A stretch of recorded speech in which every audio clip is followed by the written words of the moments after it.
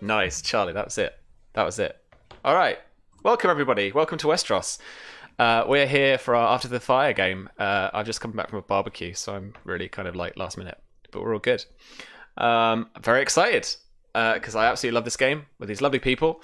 We're going to have an amazing time after the incredible Blackmont Stole the Baby session of last week. Sorry, not sorry. I stole her to Canada. Literally took her to Canada. No, it's all good. I'm joined by some fantastic people, some great gamers who have been up all night playing games and are therefore knackered for this. But we have Don. Don's with us. Hello, Don. How you doing? Hi, I'm doing good. Knackered but ready in the heart. Excited to find out what's going to happen today because I really don't know. I thought we weren't going to play, and then it turns out we couldn't not play. And I'm just excited to see what happens. I'm playing Sir Oliver Ironwood, old Dornish knight. He's recently come out of tournament retirement. He won himself a tournament. That was kind of cool. Getting poisoned by his asshole of a younger brother in the tournament, less cool. But finally, he has recovered from his poison. The house is in disarray, and I have no idea what he's going to do. I really, really don't. So we'll see. Yeah, so I was going to do a prep session this week, and then these guys wanted to intrigue at each other, so I was like, okay, well, I guess we're doing this then. Yeah, it was very much sorry, Sam, but Oliver and Marzia really need to have a couple of conversations. They're not done yet. It's literally PvP Thursday, that's it. And Simon is also here. Yeah, Simon's also here. Engaging in some intrigues. Yeah. But Jason, you're back with us after, like, I think it was only last week you had off, right? It was only a week, but it still pained me to not be able to participate. So if I can shove my face in this game, that's perfectly fine by me. And more than happy to annoy all of the audience as well as you with Simon's brilliant schemes, and see where it goes from there. Cool. And Charlie, how are you getting on this week? Good. I am also knackered, but I've been counting down to this. I count down to my Wednesdays, I count down to my Thursdays, and thank you so much, Sam, for letting us do this. Because with Dawn going away in a couple of weeks, I just want to make sure they have this conversation because the house is in disarray, but Marzia doesn't know about half of it. And she has a few plans and things going on of her own as she tries to keep house. So, I'm super excited to be here. Super glad to have the opportunity to play. Got my little wig on, got my dress on. It's Thursday. I'm excited. Ready to go. How's your week been? Good. Pretty quiet at work. People have just gone off to UK Games Expo, so it was like a ghost town in the office today. I'm not going, unfortunately. James is going with Black Cats Gaming. I did see something pretty cool pop up on my Twitter feed. Yeah, so I kind of leaked the cover of the Quick Start and therefore the game on Twitter. Bad me. But I was really excited and really genuinely thrilled to have finally actually get something like in our hand, not in our hands, but like digitally in our hands. So that the spy game Quick Start is going to be out next week. I just said no more spoilers, but maybe that's not a spoiler. I don't know. But it's going to be with us very soon next week. And I'm very excited for that because it's people's first chance to. Okay, you can spoil. It's people's first chance to get a hold of the game and have a go at it as well, which is great. Yeah. And get to evaluate all of my choices about making a modern 5e game, all about action and espionage and all that kind of cool Mission Impossible, mission-y goodness. That's going to be the strapline. Mission Impossible, mission-y goodness. Just floats off the tongue, right? How dare you spoil, what is it, the 8th or 7th Mission Impossible movie's title? How could you? Mission probable. Hold on, getting a call. Tom, look, I tried to tell him we couldn't use it, but he just gotta let go. Alright, yeah. Talk to you later, bye. Alright, we're good. Alright, we're good. We're good. Also, is it a leak? It's so cool. Oh, yeah. Also, is it a leak if the creator, like one of the creators releases it? Like, That's just an official publication, is it not? Yeah, but a leak sounds cooler when you're talking about. Sounds cooler when it's a leak. That's fair. That's fair. Yeah. Thank you for popping in, Susie. We'll see you soon. And the spy game is really cool. We've been playtesting it on Sundays here on this channel. And we've got to delve into a lot of really cool things. So do check it out when it comes out next week and support that Kickstarter when that kicks off. Yeah. I'm not going to say the date in case I get bollocks again. But it's soon. The summer. TM. Yeah, TBD. Coming this summer. Yeah. But you're probably not watching this if you're going to UK Games Expo, but if you do pop by and you see a flyer or something, head down to the Games on Demand bit, because Whit, who is our layout guy, graphic designer, is running the quick start at Games on Demand in the Hilton, which is awesome. So yeah, it's gonna be really, really cool. Really excited by that. But this evening we're in Westeros, my other favourite place to be. Got in the mood. I had my music on just before we got on the call. We're all ready to go. This is session 6, Wild Thorns. Yeah, I got that face, Charlie. I got that face. We're ready to go. All right. Symon, you're up first.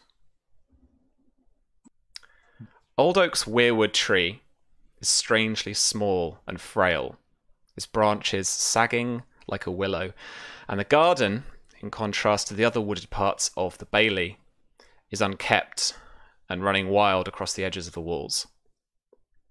Next to you stands the large curtain wall of the castle, a score or more in feet in height, but absent of guards in this corner of the castle grounds.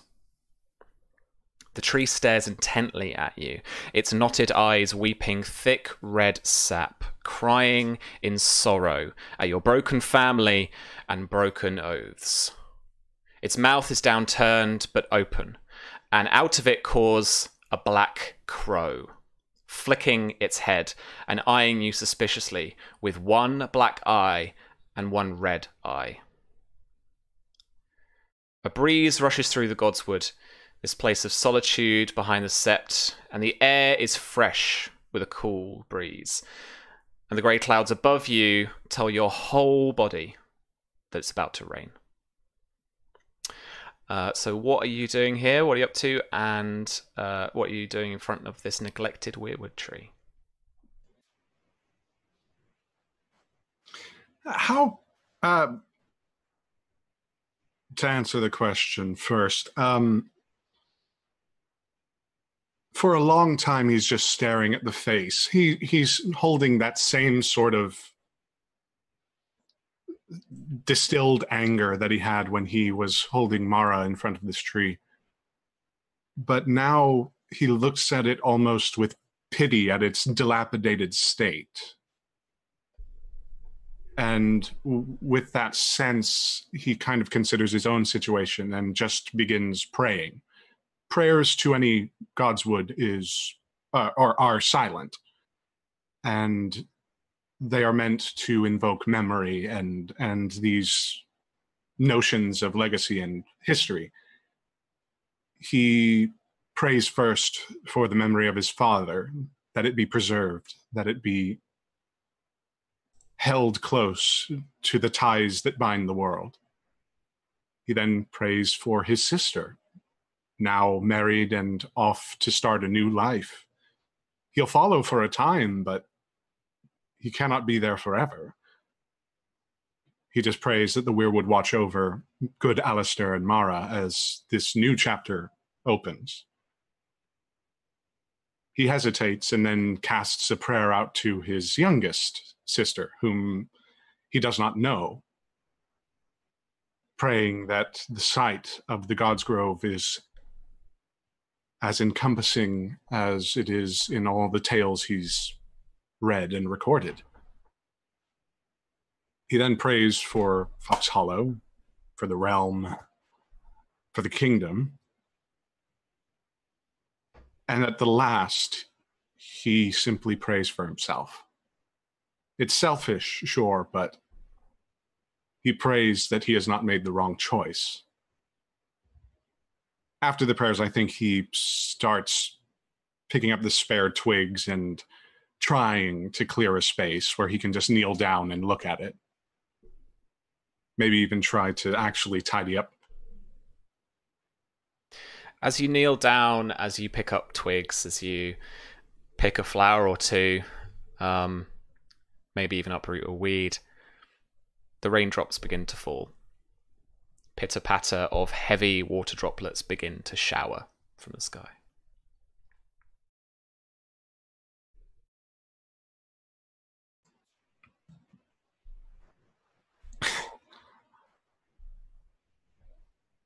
He kind of chuckles to himself, thinking that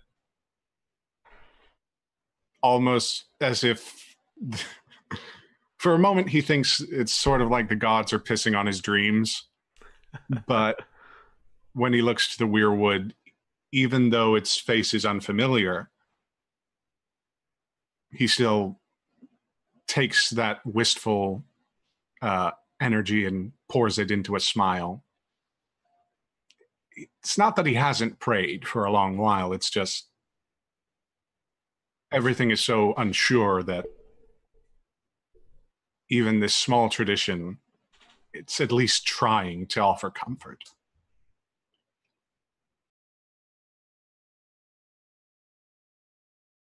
I think if the rain were to get heavy enough, he'd adjourn into the halls with the bits of foliage that he's collected and throw away the twigs onto spare torches and keep the flowers for himself. Sure.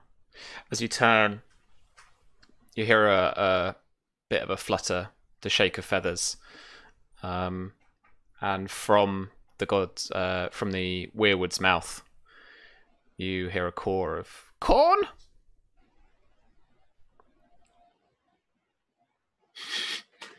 See, Charlie's surprised. Don's not. I know he reads the books.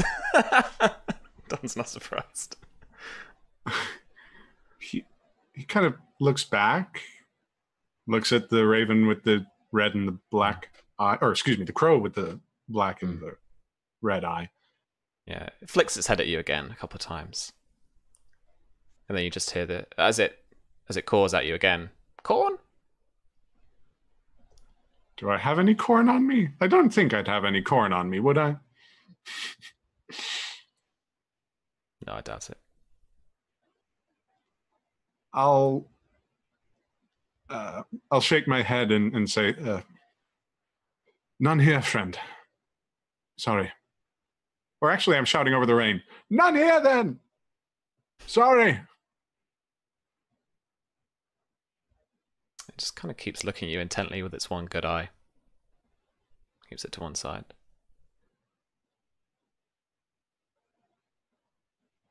He'll turn and walk back to the keep, just trying to keep an eye cast back, just in case. As you head through, leaving the godswood behind through a small gap in the tall hedgerow, you hear a flutter as it flies off overhead, over to your left-hand side. But behind you, to the right-hand side, you hear other prayers echoing in the empty, somewhat empty sept to your right. Prayers to the mother, prayers to the maiden. The small building is arranged awkwardly with 7 sides and stands before you on the right-hand side with the flagstone architecture of the Andals, in contrast to the ancient stones of the first men that built Old Oak Keep. And inside the open doors, you can see, knelt down in front of the mother, the statue of the mother, are 2 dark outlines silhouetted against stained glass windows. And you see Lady Oakhart, Lady Jane Oakhart, and a handmaid.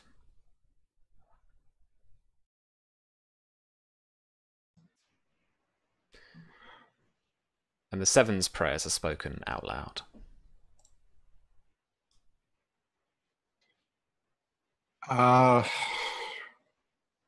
The bits of foliage that I cast off the flowers are still left.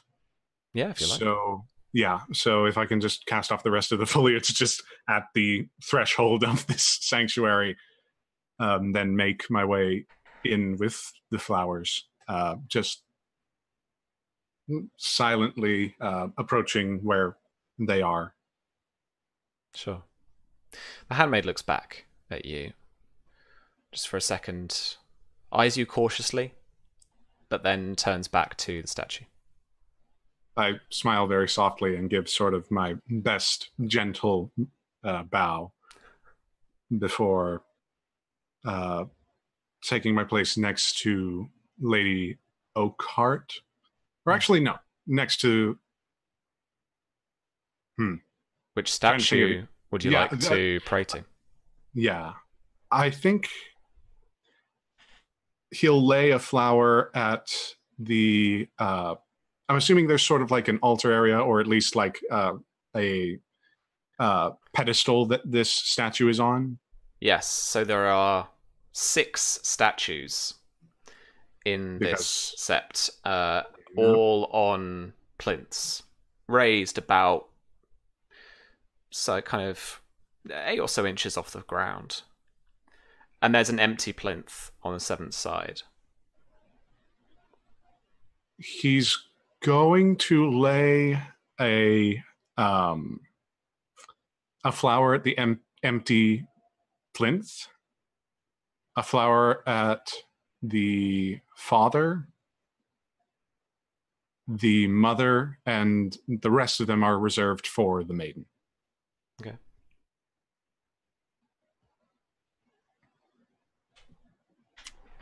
They're praying at the statue of the maiden, right? Yeah, I think maybe if I said mother, they're praying there. No. Mother, maiden, whichever they're at will be the last one, and he'll take leave a seat, or at least sort of leave enough space where he can kneel at the same statue and just attend the Lady Oakhart. Mm-hmm. After an awkward moment's mumbling from the two of them, Lady Oakhart looks very briefly towards her handmaiden. Her handmaiden gets up, obviously a little bit more energetically, as she's a young lady in her late teens, and gives Lady Oakhart a hand to help herself up with. She does so. She brushes off the dust around around her knees, her dress, and then turns to you and says, "Symon." My Lady Oakhart. I'm sorry I had not noticed you. He tries to joke. She doesn't get it. She says, "There's no one else here." A jest, my lady. I rise at that point and sort of straighten my cloak, wet as it is.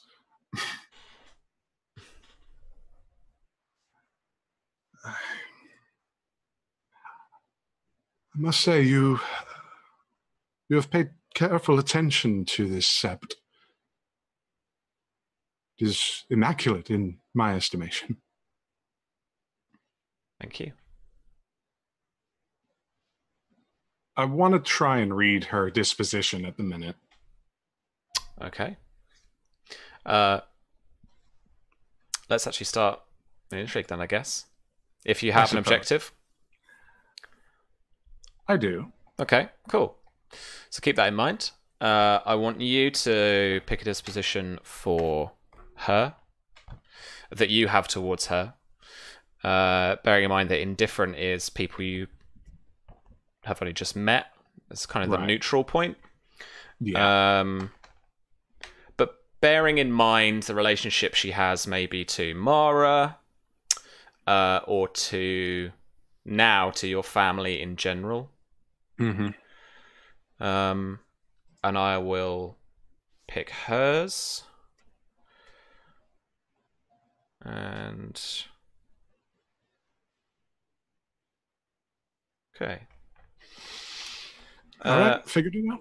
Well, so let's first of all roll a status test. That's basically our initiative tracker for the intrigue. Okay. Ha ha. What? What do you, Awesome. It's actually not that bad. She rolls and she gets like a 26. Oh, I haven't in Roll20. I haven't written in my my lady secondary character stats, so I had to grab them from my PDF. Give me 1 second. So, what are you like? So, your kind of your first action is going to be something along the lines of trying to retarget, right? So, what are you trying to kind of? How are you going about this? What's the kind of which kind of stuff are you trying to glean off of her? Do you think at the time? At the moment, I'm just trying to get her disposition, like her disposition towards me, and just generally what she's feeling. So I think this would be a read target action. Yeah. And that's a 15 for my status roll, which is on like the higher end of my abilities. Or wait, no, I just remembered I have a flaw in status. Yeah, take 1 dice away from the actual test you rolled, though. The lowest die, right? Yeah. So the 4. So that's, excuse me, an 11. There you go. Not fantastic. Not fantastic at all. I was like, 15, that's great. Wait a minute. Hang on a second. This ain't right. Something's going wrong. Cool, alright. So... Wowzers, alright. Beg pardon, folks. Oh, for fun. Damn 19. Alright, so she's going to go first. Status of 5? Mother. She's a major lady, do you know what I mean? I know. Well, yeah, but you know. And reputation, not reputation, breeding bonus dice apply. Mother. Okay, fine. Well, she's very, you know, kind of, not the quality, but she's a very cautious diplomat, very well put together, walks in, has had to walk in many kind of courtly circles. She knows what she's about. What am I even looking at? Actions.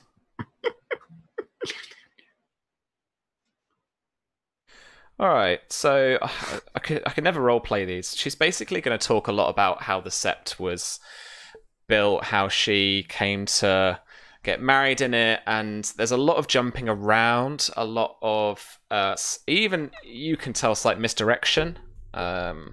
Sure. Yeah. So what's your passive will? My passive will? Yeah. That would be not great. 4 times your rank. 8. 8. Cool. So I learned something yesterday while checking over the intrigue rules again. So good. When we enter into an intrigue, normally we were throwing back and forth whether we wanted to. Well, I certainly do it when I play. Whether you're going to do persuasion or deception on each actual action you take. Turns out they want you to decide that at the beginning of the intrigue, and that is the ability you're going to use throughout the intrigue. So if you're going in on a lie, you're sticking with it. So I just want you to be aware of that, because I'm not going to ask whether you're rolling persuasion or deception. Sure. But that's... Can I ask a question for clarification? Do you mean the techniques? You have to stick with the same technique the entire intrigue, or just either persuasion or deception? Either persuasion or deception. And then you have to roll the relevant one tied to that technique. Yeah. So the techniques themselves are kind of like all little bits of that ability.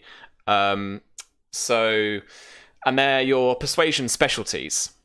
So anything from convince to taunting people to bargain to charm to seduction, all those ones. I think this kind of helps as well for people who maybe don't get really into the roleplay bits. They can be more descriptive and narrative about what their character is attempting to do in that moment, as well as having obviously the mechanical implication of this is your specialty dice that you should be using for this thing. Yeah, absolutely. It really helps those kind of people too.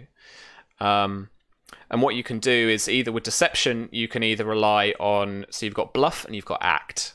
Bluff I do as that kind of fast talk type stuff. Acting is when you're either pretending to be another person or very much be something you are not. So if you have to like perpetually kind of put on this air of being enthusiastic for something all the time, then you're rolling act, I think. Just like real life. Yeah, right. But if you have maybe like either an equal or like a better rank of specialty dice in something, you can use that instead. So if you had like bluff of 1 bonus dice, but you had convince of 2 bonus dice, you could use your 2 from persuasion even though you were using deception, if that makes sense. Ah, I see. So like bluff's like, you know, I'm pretty good at kind of talking around things, that's fine, but actually I'm quite good at convince, and I am practiced in that, but I can do that deceptively. I think that's where that kind of comes from. Oh man, Okay. all the mechanics talk. All right, cool. Yeah, I know I am picking fast talk because I can't genuinely fast talk. So I'm explaining that to you now. I am fast talking you now. Watch out. I am fast. That's really bad. Yeah, man, you could lose your cunning rank from your intrigue defense in your next turn if I succeed here. That's really bad. Rolling first. Don't succeed. Fail, please. Cool. Technique is going to be... Oh, God, I don't know. Taunt. In like a weird way, there are these little barbed kind of, look what we've got, you know, keeping up with the neighbors, like this kind of stuff. It's not directed at you, but like in the terms of the meta, I think you certainly take it that way. Or it could be taken. Yeah, no, it could be like taken that Simon, way. You're talking about all the shit that you have while you're talking to somebody who's lost everything. Get class move. Yeah, like we get it. We get it. God, shut up already. All right, this has to beat your passive will rank by 2 degrees of success. So if it's an 8, I need to get a 13. It's 5 over. 5 over is 13. Fuck. 18. All right, so you're going to lose your cunning rank from 4. your intrigue defense. Now it's gone to 6. In the next round. Just in the next round. Oh, no. So she has gobbledygooked her way into your read target. So she's talking away about this sept, about her marriage, about the house, about where she grew up. I can't remember where she grew up. All this kind of stuff. Like she's just going at it, kind of little deflections of what's going on, and then she starts talking about, you know, like the crone or something, like the other of the trio of female gods, and some weird like Sunday school story, and you're just like, okay. Certainly fascinating, my Lady Oakheart, I would say, a little too abruptly. Sure. Yeah, I like Tom's got it. She bored you so much that your cunning has disappeared. Yeah, so, it's like... This isn't going to affect your retarget, though. Okay. So retarget, you are going to use your awareness and any empathy bonus dice you have. So do you think I have empathy?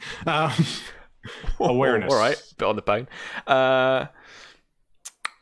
Yeah, awareness and against the passive deception.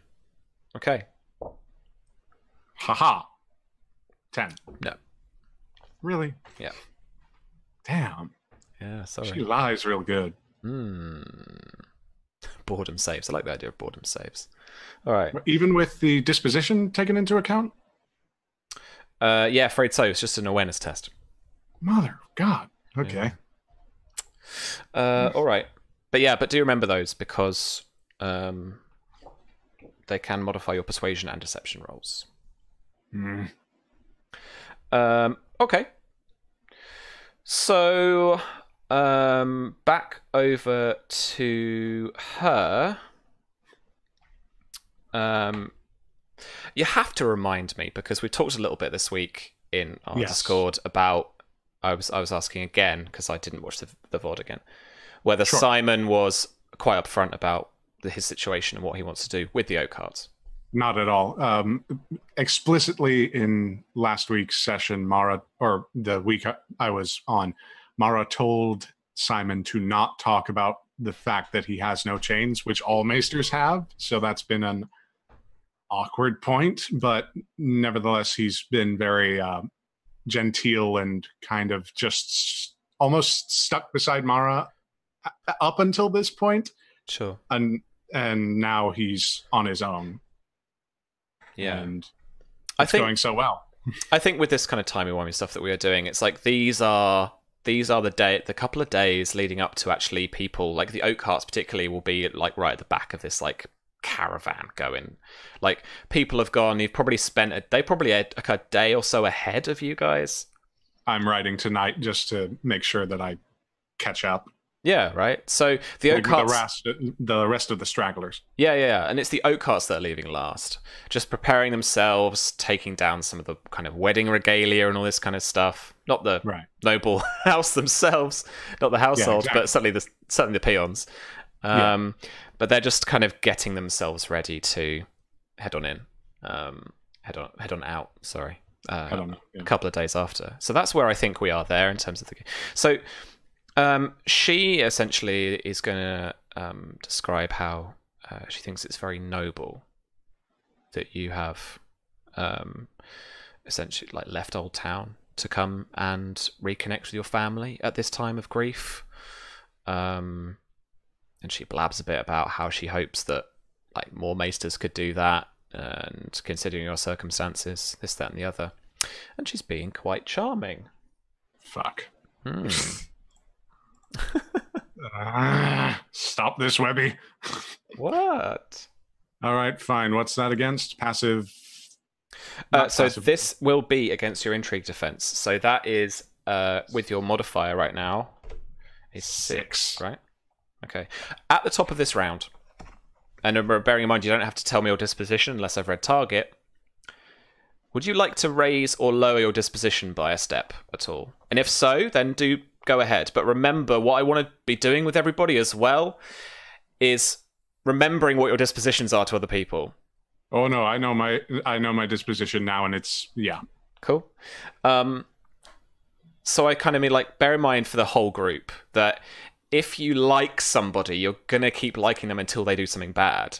So if you can keep a little record either on the sheets or whatnot, that it's like, okay, this person charmed me, therefore I like them.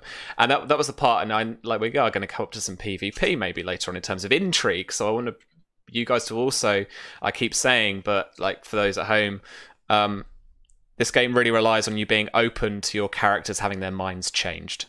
Or you could do what I did at the end of my last intrigue and just have the person hanged. They don't have to worry about it anymore. There's that. It's basically quit by getting them out of the room rather than like you leaving yourself. Yeah. Totally. All right, so this is against your intrigue defense, which is 6 now. Okay, 2 degrees of success, but just. That was actually a pretty poor roll for her. So yeah, this is pretty dull, and she's not really that convincing at being very nice to you about your situation. But she gets through. She has some nice points. It's a sympathetic ear, at least. And apart from Mara, you haven't really had that. Even when you left, you didn't have that with what was his name? Maester Gillen, that's it. And with the charm, it's persuasion rank. So this is going to be 10 composure damage. Remember to let the disposition rating soak that. So again, for a bit of mechanics for those at home, disposition rating is a bit like your armor. It absorbs damage before you take it on to your composure. It's like hit points. When composure reaches 0, you're out and you're done. And yeah, thanks, dude, because you just knocked me out. Okay, so as we're getting a little bit more into the game, there is a little bit of an advanced rule: frustration. Oh, that sounds like the perfect emotional summation. Okay. Tell me, Sam, what does frustration do? So, if you take on a point of frustration, you can. It's a bit like a wound in combat, a bit like an injury more in combat. You can absorb or take away because your will rank is 2, per point of frustration you can take away 2 of that influence damage. Okay. If I take a point of frustration, I'll then lose a dice on all persuasion and deception tests, right? For the intrigue, yeah. Just for the intrigue. So it's not a lasting thing. Right. Just for the intrigue.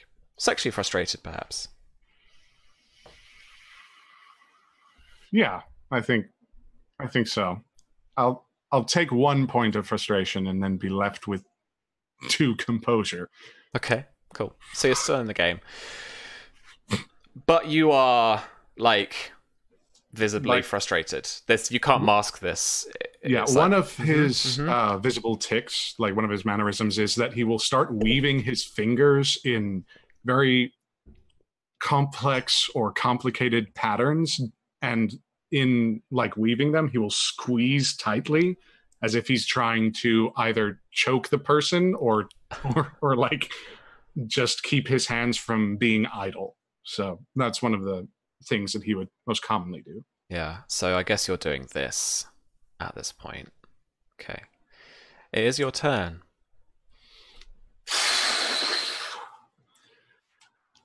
Come on. Think. It's not going to go well. That's not going to go well.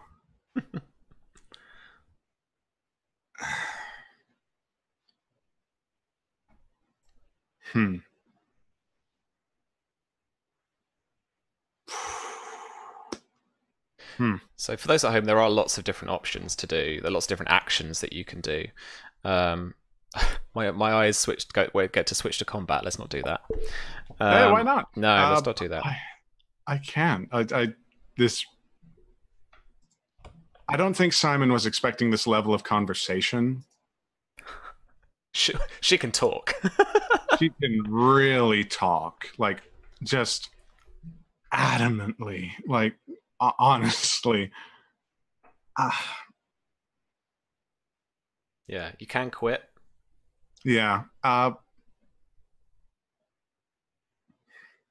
Does she seem to? I don't know her composure or what she's doing. So. No, you can always try that retarget again. Bear in mind that be at -1. Oh no, not the awareness check. The awareness check won't be at -1 dice. It's just the persuasion and deception. What are you looking at the moment? You look at kind of techniques, or are you looking at actions? No, I'm considering my actions. Okay. I think. So withdraw is it's a bit like dodge, like for combat.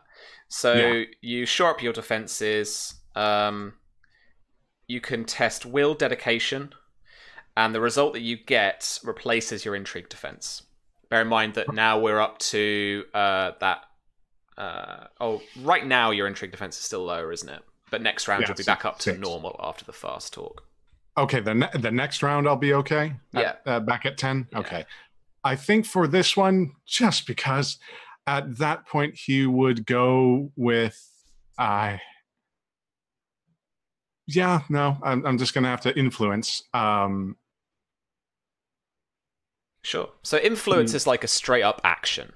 Yeah, sorry, I think I'm going to do attack. That. So you're trying to influence the person, and you should hopefully do some composure damage. And I think it's going to have to be seduce. Sure. Going to have to be.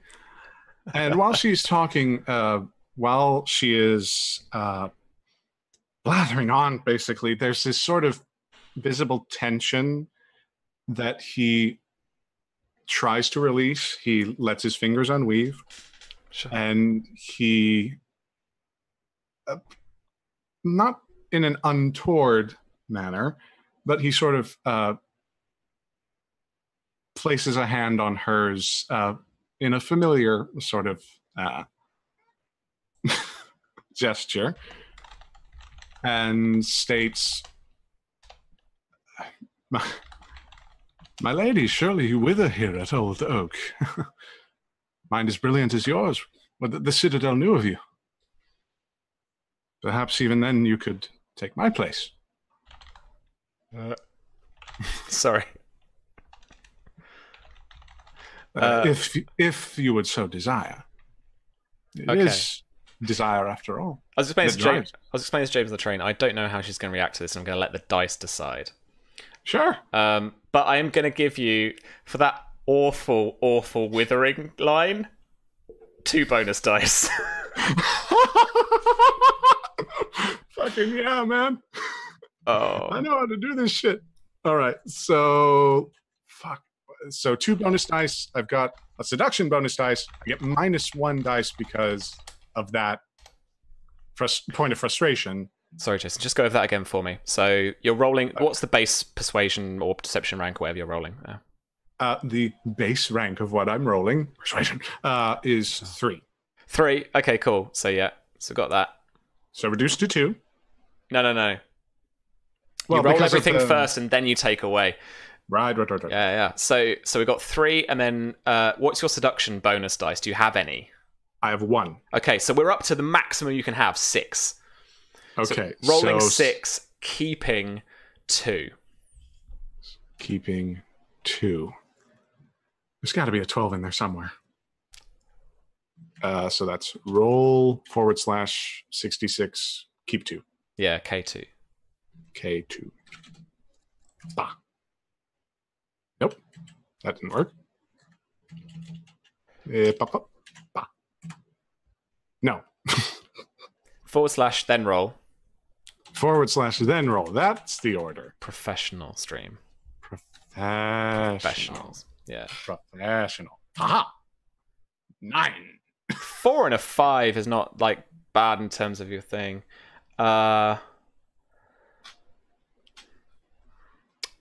Based on your disposition, apply your modifier.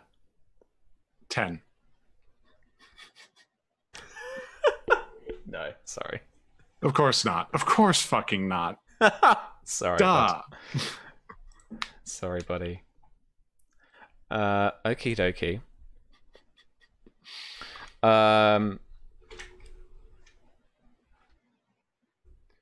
She actually explains that she's actually quite worried about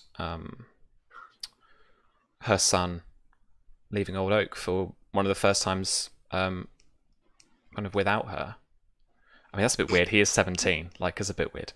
You actually see Symon kind of like, yeah, like begin to laugh and then subdue it. Shit, of course, Tom reminded me, right? So, of course, so you don't get through her intrigue defense, which means that I think for the role play at least, the reaction is one of like slight, like she's stepping back. She gets a read of it, like she. Just hide my hands back inside my cloak. Yeah, but I think because because the line didn't get to her, like it's like, oh no, like she's, so she's stepped back. She is looking even more reserved than she once was, and she starts talking about how she's actually quite worried about, as to leaving Old Oak for one of the first times. I think you would know that Alistair, was actually the younger of the 2 children of this couple, Lord and Lady Oakhart. The older son died on the Redgrass field. Ran away to war because he thought this was going to be some like great jolly. He's going to earn loads of glory and all this kind of stuff. It's a bit of an unspoken thing because as much as the Oakharts didn't take a side in the Blackfyre rebellion, there were many houses that supposedly didn't take a side but were basically split in 2.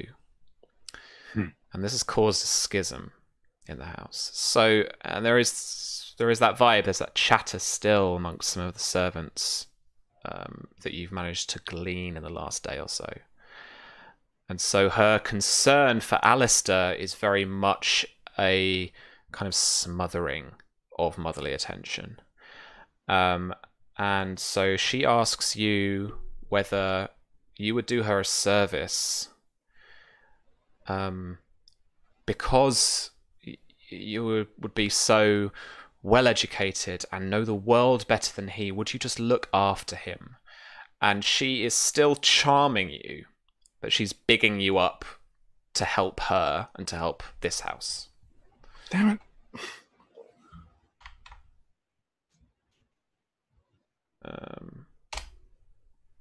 Oof.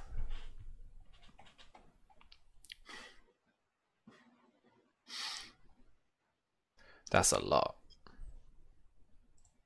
So with persuasion at 5, was your intrigue defense 10? It was, yeah. So 3 degrees of success is 15 composure, or 15 influence. Take away from that the disposition rating that you've got, but otherwise I don't know if you can take as much frustration as all that, because if you can take another point. If you take 3 in total, though, you're out in like an angry, crazy thing. There's no way. I don't Mathematically, think so. It's impossible. Okay. So the consequences of defeat, unless you want to burn a destiny point to decide the consequences of this defeat.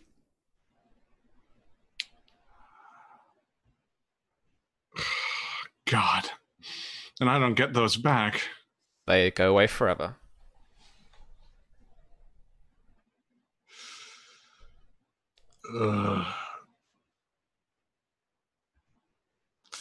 Fuck it. Yeah, I'll spend it. You'll burn the destiny point. I will burn this to make sure that I at least have some say. Or no, fuck it. I'll take whatever she gives me. That's my final answer. Okay. Because I mean, if you burn the destiny point, you can determine the outcome of your defeat. Nah. No? Okay. I'll just let the world shit on me a little bit more. Okay. Well, I'm the wretched after all. Like, she has... I'll just check her qualities quickly. She has charmed you. So you're going to raise your disposition to her by 1 step. Great. Fantastic. So make a note of that if it comes up in the near future. Yep. Thank you, Simon. Marzia. Hello, Charlie. Hi, Sam. Hi. It's time. The small procession of guards and carriage begins as a pinprick at the bottom of the winding, dusty road down the valley to the west, but your acute eyes pick out details even from this distance. Horses, men dressed like the bright sky, and a large wooden shell being carried by horses leashed to its front. A bird flies on the horizon, passing by the setting sun and casting a shadow with long wings, a fat little body, and a long neck and beak. It approaches and lands on the rock near you, its white feathers contrasting against the red sky. It flicks its head from side to side, gazing with either of its eyes on the side of its head atop a rounded, bent neck. The urge to pounce is huge as your muscular legs lower your body down towards the ground and your back legs tighten, ready to spring into a powerful bound. But a voice calls you back, echoing in the far distance. Marzia, it calls, a familiar female voice to your distant left, and just before you pounce, you're bolted awake, almost falling out of the Greenmont chair atop the dais, with Lana by your side, shaking you. Marzia! Oh, thank the gods, she cries, tears in the corners of her eyes. I thought I couldn't wake you. All I could see were the whites of your eyes. I've been calling and calling, but you wouldn't wake up. It's just very tired, Lana. And she'll kind of reach over and pat Lana's hand.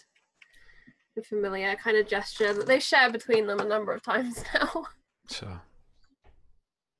I hadn't realized I'd fallen asleep. And she'll just slowly stretch out because this chair isn't ideal for napping in. There is a quiet dinner going on, although there are some trestle tables set up in towards the centre of the main hall, and people are eating quietly, although quite a few people are beginning to finish up either trenches of soup or a stew, and are heading over to some of the serving girls who are by the corner of a door are waiting at a table just to take empty bowls and wooden cutlery and stuff away with them into the kitchens.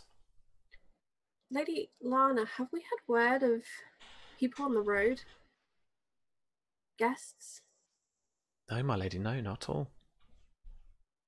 Oh, just a dream. I think I should take a walk. She helps you down off the dais very carefully. You almost slip on that bottom step, but Lana catches you, takes the weight, and helps you out towards the Great Hall, into the middle of the Great Hall. And that's when the doors at the other end open and a guard steps through, bows before you sharply, and then says, My Lady Marzia, there is Lady Rosanna Crane here to see you. My grandmother's here. Lana is aghast. She's like, what?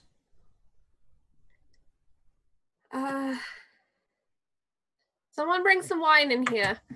And she's gonna straighten up her dress, try and pin her hair back where it should be. It's kind of fallen squiff as she's napped in the middle of the hall. And looking around this room and having this panic because it's definitely not prepared for visitors, not her grandmother. Absolutely.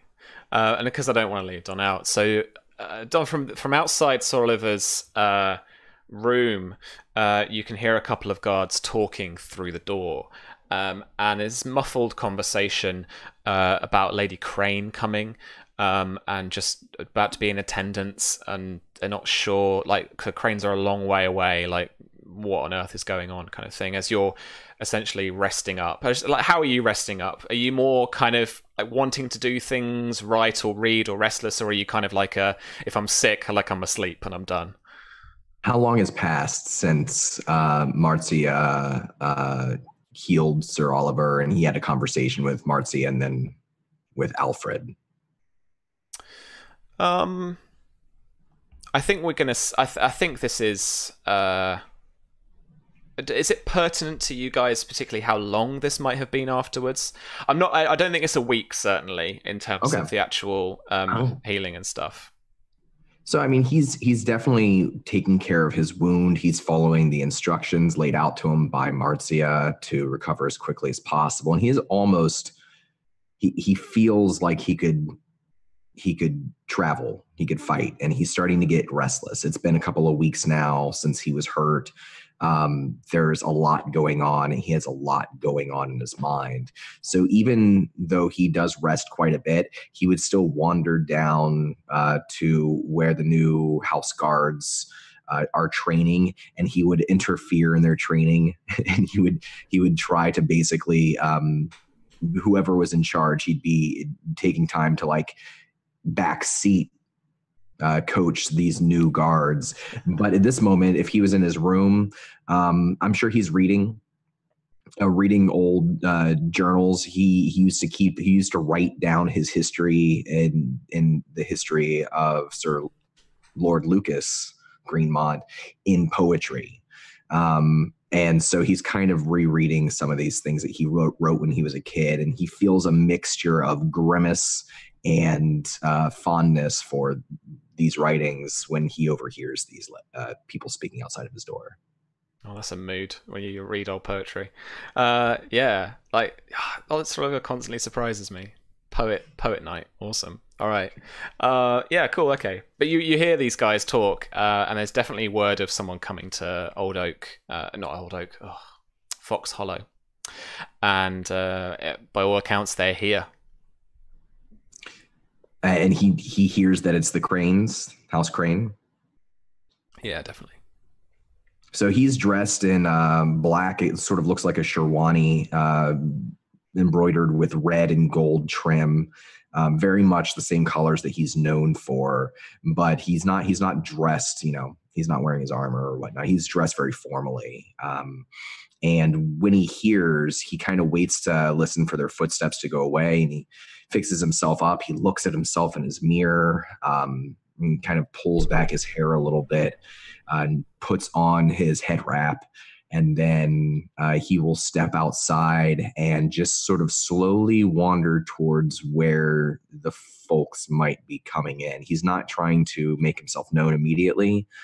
He's not trying to make his presence a big thing, but he is curious and he is suspicious. Sure.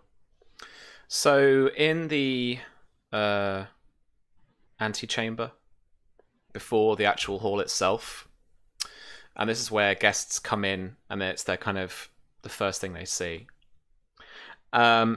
stands a group in crane colours, blues and golds. Either the clothing it's obviously more naturally dyed, so it's not got that shocking bright turquoise that you could possibly sometimes get from the actual painted shields, but the clothing is dyed in a slightly more kind of muted pastel blues. There's an older lady who is being obviously is more the kind of more noble one. She's surrounded by a few people. One of them particularly is another older gentleman who wears a long sword at his belt. Grey hair, lots of wrinkles. It's fairly light white skin, and carries a pin just on a kind of short cloak that dangles to one side, with a pin of the crane embedded into his left breast.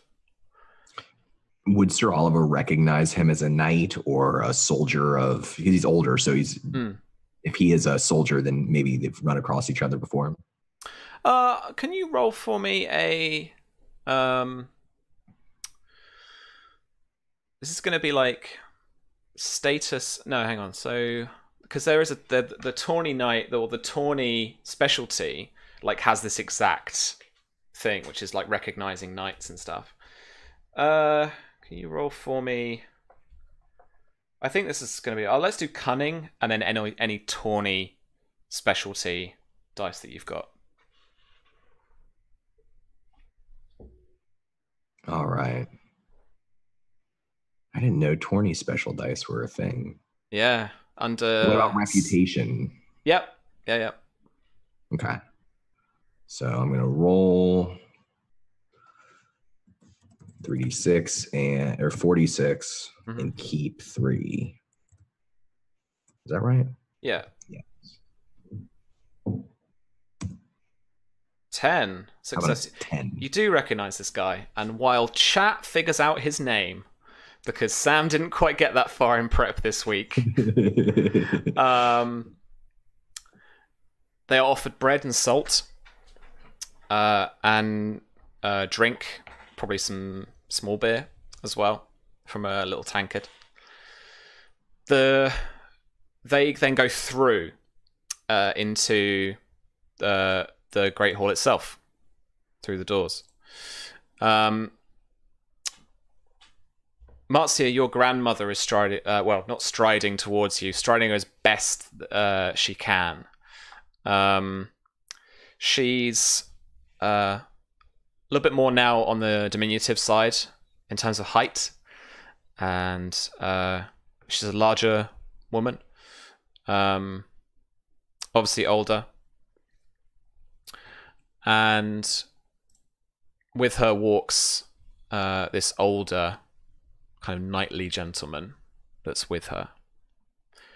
As she comes up to you, she leaves probably a good 4 or 5 feet between you before she stops, and she is actually wearing a like a kind of black wrap and face veil, and underneath her kind of blue silks you can see that she is also wearing some kind of black underclothing too. And she kneels down And for an older lady, this takes some time and effort, and she kneels down deeply onto one foot, bows her head, and says, "My lady." And she waits. Mother Crane, I hadn't expected you at all. Please, please. And she'll kind of kneel to help her grandmother back up. Sure. There's kind of a fray of arms and hands as you try and help her. Lana tries to help you because she thinks she might topple over. The older knightly gentleman goes down to help her too, as she's got a cane. And somehow the four of you slowly, with great effort, get back up again. This older lady and heavily pregnant woman, both ladies in their own respects, standing up and looking at each other. And then, in a moment of like a personal moment, as if curtains had been shuttered around you, she just actually looks straight at you and says, "Come here, child." And she extends out her arms for a hug. And Marzia will go and embrace her grandmother. It's a tight hug for an old lady. And she strains more towards your upper body and the shoulders, given your pregnancy. And then, as she lets go, she turns, she quietly says to the older knight, who... Can't have Salukin, I've already had that. It's in a different game. Yeah, sure, Fluffy, wouldn't know. Richmond, Frederick. I like Frederick. I like Frederick too. I know Tom's one of us, but like I like it. So Frederick. So she says quite quietly to Sir Frederick, "Can you just help me down to that chair?" And then she sits down at one of the trestle tables. The table itself now is empty. Even though there are some onlookers towards the edge of the hall. And it's this typical, almost slightly resembling the courts of Westeros at King's Landing, of High Garden, where there are courtiers stood on the very edge, and there is political kind of action happening, like either in the centre or at the dais. But she sits down at the nearest trestle table, and there are a few servants who come over, offering what remains of the soup for dinner, of some wine, of which she takes a small glass, and then sits and looks up for you and invites you to sit with her. And seeing as the beginnings of what is necessary and greeting someone are kind of taken care of and she's settled, Marzia will turn to the assembled retinue of the Crane House and just say, "Please, be at ease and welcomed here. It's my home, Fox Hollow." And waves towards the table where there are kind of the benches, I imagine. It's kind of like some long table. Yeah. Guards sit on one table, slightly boisterous over getting some beer, getting some bread, just getting stuff to fill their stomachs. It's been a long ride this last kind of day or so. Marzia is very unfazed by that, having been surrounded by a lot of new men in the household, with the house guard coming in. Nice. But the more the closer to Rosanna and the more noble kind of courtiers that surround her sit down at the table with her, and essentially a second course of dinner is brought out by some of the servants. Some of it's quite meager. The soldiers themselves are a little annoyed that they didn't get as much, but are used to it in feudal kind of society. So Lady Crane herself actually doesn't make much of a fuss. She actually offers some of her food out to the others, and she's just saying, "No, I'm eating like a sparrow at the moment, child. Please, just." It is a long journey from House Crane, and it's enough to upset anyone's disposition. We hadn't expected you, else we would have made sure there was more fare on the table. I had to come and check you were all right, child. How are you feeling? I'm well. Lady Rosanna Crane, may I introduce Lady Lana Greenmont? And she'll turn to Lana. Lana actually gives her a curtsy and just says, "My lady, you've made quite an entrance." And Lady Crane turns around and kind of looks around a little bit at the court and says, "Yes, I suppose I have, yes. Well, I'm sorry about that, my dear, if I have caused anything. I wanted to make sure that you were okay." Not at all. It is wonderful to have you here. Oh, Lady Lana, perhaps you could inquire about Sir Babblebrook and Sir Oliver. My grandmother enjoys stories, or at least she did when I left Red Lake. Perhaps they may entertain us this evening. Lady Rosanna kind of not looking at them so much, but just kind of trying to sit politely. Just says, "Oh yes, I'd quite like that very much, yes." How was your journey? Long and towards the later end troubling. And she looks up at the table in a moment of status and authority. She says, "Perhaps we can have some privacy." And the table get up, take the soup wherever they can, sit back down, or stay toward the edges of the Great Hall. She speaks to you quietly, in hushed tones. "I'm afraid I heard some rather troubling news from Summerhall." From Summerhall? "It appears that Lord Blackmont has betrayed some of his fellow Dornishmen. We heard on the road, killed Lord Will and several Summerhall guardsmen to follow, and is supposedly fleeing with Lord Lucas's youngest, Myria." My daughter Myria. Are you certain of this news? "It is what I heard, nothing more, but it was from a fairly reliable source. Very upstanding, chivalrous knight to travel through from that direction." I had only sent word to her a week ago. I don't know what has happened. I mean, the rumours that neither the knight nor I wanted to really acknowledge or believe was that Myria was a spy for Bittersteel, and Lord Blackmont, somehow an accomplice, had taken her and left her. Taken her away from Summerhall. I don't. Child, how could she be a spy for Bittersteel? I know. People talk.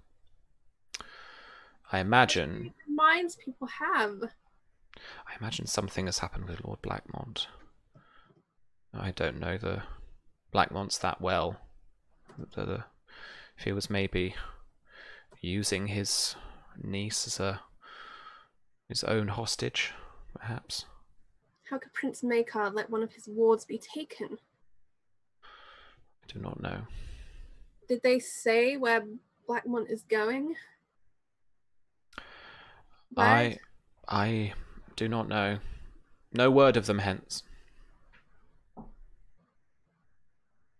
This is very troubling news. Lady Lana, she's going to look and see if Lana's still around or not. No, Lana's gone after her kind of moment of saying we can give some privacy. I'm afraid I'm not terribly familiar with Lord Blackmont myself, though we are now neighbours across the mountain. Always across the mountain. He's her uncle. He wouldn't wish her harm, surely. Well, I would hope not, but one never knows with these Dornish lot.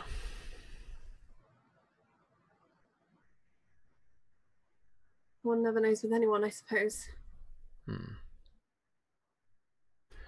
Intentions can be complicated. You are well, though, child. And she actually starts kind of like checking your glands and probably having a look at you. Yes, I'm quite well. She actually rather kind of invasively starts kind of touching around the bump, feeling like kind of medically, kind of inspecting your pregnancy. They tell me if the child lies low, it is more likely a boy. Do you think, grandmother? I cannot tell for now. Are you worried? No, we are doing well here. Although the news, Myria does worry me. Very there was troubling. other news too that confuses me. What is I that? think they are well. One of Lord Lucas's other children, Symon. I had word that he'd left Old Town. Symon, which one was he? He was a maester. Is a maester. Right. I've never met him. Although perhaps he is left to come here, bid his father respects. One would hope so. Matters not. As long as he is well. It's at that moment that Sir Oliver, you can enter the Great Hall. Has he been summoned by Lana, or is he's just caught up with the group? Charlie, did you want him to come in specifically? Yeah. You've been effectively summoned, by Lana. He enters the Great Hall, and he stands off to the side of the door for a minute. He folds his arms behind his back and stands straight back. He's watching. He's not looking directly at Marzia and her grandmother. He's just glancing across the hall, but his eyes continue to pass by the two of them. They don't linger for but a split second each time, but they do linger there a little. He tries to mask his reaction, but he's not very good at that. And there is just a hint of ire on his face. This is when you see Salastraya pad into the Great Hall. Her head's fairly low as she heavily strides past a few onlookers. A few of the Crane household, some of the guard stare. A couple of them get up, go to draw a sword, people stop them, and then Salastraya comes and sits next to you, Marzia. As she turns back round from her soup, Lady Rosanna jumps a little, grabs hold of your arm, and then calms herself and says, "I'd forgotten about that bloody cat." Here she has not forgotten about you. And Marzia will reach down and affectionately scratch the cat's head. But she's glancing. She wants to see if there's any blood around that mouth because she remembers what she was dreaming about. Sure. And it wouldn't be the first time for this cat. Now, as a cat owner, do you just have a look and it's a bit awkward? Or are you like, what have you got in your mouth? I think if she sees like any hint of feather, then it's more like, what have you got in your mouth? Drop it. Sit down. You don't see any blood, any feathers around she kind of her like mane or scratches anything. the chin, but really this is a blood. No, we're good. Yeah. No, we're See, she knows. They always know. She knows, and she's kind of trying to turn away, and so you're kind of brushing. And she's like, "No, I'm not interested, thanks. But this is quite nice." This is where you come for the real cat role play. This channel. It's real talk. Cat ownership roleplay. Real cat ownership observation. Quality content. Yeah, and she's trying to get away a little bit, but you don't see anything particularly alarming.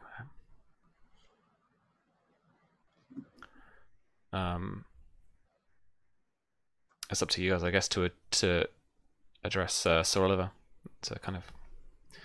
Yeah, he's hanging back. He's not introducing himself, and just my understanding of House Crane is that most of them are not particular fans of Dornishmen. So he's he's made himself known in a way that it would be impossible to miss him. The way that he's dressed is that of a Dornish lord. But he wouldn't go so far as to speak first or introduce himself. You're getting a couple of stares from the guards table, certainly. Certainly before the Shadow Cat walks through and interrupts everybody. And How many guards did they bring with them, Sam? Oh, it's like 4, 6. It's a small kind of retinue. Yeah. And how many house guards are here from House Greenmont? Like in the building right now? Like in the room? Yeah. Oh, probably entrance and exits kind of thing. 2 on each. I mean, 4 or 5 just milling around. Yeah. Oh, but Marzia, how many do you? Or it's up to you guys. This is your house, so how many guards do you normally post on like a dinner? I think within the hall there would be like 4 or 5 in here. There would be the 2, like you say, on the main doors, and then the doors that go into the hall. There would be another one who stands kind of by the dais. It's kind of Marzia's backup if no one else is around to help her out. As well as actually guarding the servants' door that's actually behind the dais in the paneling. Yeah, so and I imagine with a retinue coming in, maybe a couple more have come from outside to see what's going on. Yeah, I think we're talking kind of similar amount, right? Like, yeah, it's probably about equal. So I would like to suggest that like 30 seconds after Sir Oliver enters the room and kind of steps off to the side, you hear the rap, rap, rap, rap, rap of feet down the halls, and 6 more guards of House Greenmont enter and kind of take position along the walls. Not like super on guard, but the numbers shift. Okay. And I think Marzia, for her part, was so taken with her grandmother being here and focusing on that. That's why she hadn't noticed Oliver come in. But now that Salistrai has kind of distracted her and she's taken in more of the room, I think she's now noticed Sir Oliver has kind of arrived. And she'll turn, Sir Oliver, won't you join us? Yes, of course, my lady. Excuse me. And he steps over, his arms still folded behind his back until he approaches the table. And as he does, he would gallantly take a knee, bow his head before Lady Marzia and Lady Crane. Grandmother. My ladies. Lady Rosanna Crane, may I introduce Sir Oliver, whose last name I've currently forgotten because I'm a terrible human being. I am Sir Oliver Ironwood. That one. We can retcon that, it's fine. That's right. I was like, Bright Blade? I was like, nope, that's not this game. Yeah. Flawless machine, professional streamers. Sure. Right, and is the husband, is the Sir Frederick in the room, or is he left? So he's still standing. He's actually standing, I'm going to say, at the foot of the guards' dining table. A couple of them still nudging their mates, looking at you. It's one of them Dornish kind of attitudes. And the older knight, Sir Frederick, it's somewhat like you, but he basically, if he hadn't been sworn to House Crane, he would just be a hedge knight. He has no noble birth, he has no name, in that sense. But he is an older knight, and he is taking a duty of care to watch Lady Rosanna. But it's not a creepy kind of staring. It's just he's very aware of you having entered, and is in close proximity to both of them. Sir Oliver was the champion at the tourney at Old Oak. Yes, it was a great honor to be able to win and serve House Greenmont. Well, this famous wedding tourney that we heard about. Yeah, very good, very good. I trust you were well rewarded, Sir Oliver? Oh, I will not complain. I am not a man who seeks such things, but I was rewarded well enough. You brought back a most beautiful black Destria. You would like it, grandmother. Not that I could ride it nowadays. She looks at Oliver. I used to get up there sometimes myself, have a go, not at the joust, obviously, but riding the larger beasts. It was funny to watch the young green guards as they were practicing in the yard. They trot past. Yes, I know many love the larger, magnificent beasts. I prefer the smaller, faster, sleeker ones. The ones that can go between mountains and valleys, that can cross shallow rivers easily and still run over the sands. Yes, these famous sand steeds. I'd love to see one. Oh, well, we have a few here. And she's now finished with her dinner, and she says to you, Marzia, now that that is out of the way, perhaps I might pay my respects properly. We might see Lord Lucas's final resting place. Grandmother, why don't you come for a walk with me? Okay. Charlie, do you want to do a thing with her? I was about to move on. No, but Marzia is actually just going to take her out to a place with a good view, kind of from the mountains down towards the reach. Sure. And she'll show her grandmother instead the view and the wilds of the mountains, rather than take her to the Godswood, because Rosanna may not enjoy that so much without a longer explanation. Okay. I would like you to roll... She probably would like it, but there would be a longer explanation required. I would like you to roll for me. Mm-hmm. What did we give her here? I would like you to roll for me deception. Okay.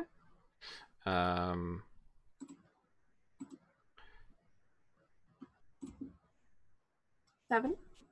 Okay.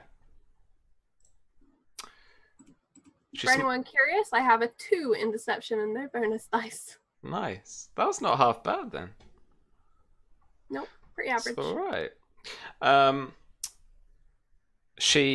You take her out there, and this is basically the kind of he's out here now kind of thing. Mm-hmm. She smiles politely. I returned him to the mountain. Yeah, she smiles politely. She doesn't say very much, and you guys head back inside. Symon. Yeah. So Jason, you wanted to set up a scene to grab some intel on people as you're traveling. So how did you want to frame this scene? I think let's move ahead. I think let's move towards the actual travel. Yeah, I was figuring a time skip anyway. I think that due to my lovely conversation with Alistair's mother, I would be compelled to offer my services free of charge to Sir Alistair Oakhart. He's originally going to ask for money, but whatever. Offer my services free of charge as sort of his mentor in Valyrian, given that it's language of court and whatnot, and also to just sort of entertain whatever questions he might have about life, the universe, and everything, of which I am so knowledgeable. Particularly if it's like mythological. Mythological, yeah. Cool. All right. So there is that going on. I want to put that in the background for a bit. I want to this to be a bit more about what information you want to garner from the whole kind of parade, the whole caravan of these noble carriages and horses, and as the hedge knights start to drift off, and certain noble houses start to actually take up some of their own holdfasts, as not everyone maybe heads to Highgarden straight away for court. What kind of information did you want to get? Because this, I'll be perfectly frank with you, is fairly open. Okay. I don't have I've obviously got meta plot kind of going on that we haven't quite reached yet that maybe we can allude to. But if there is something like a certain person or certain topic that you're looking to pick up on, then we can explore that. Yeah, I wonder if it couldn't even be that there are a couple of roles for Streetwise.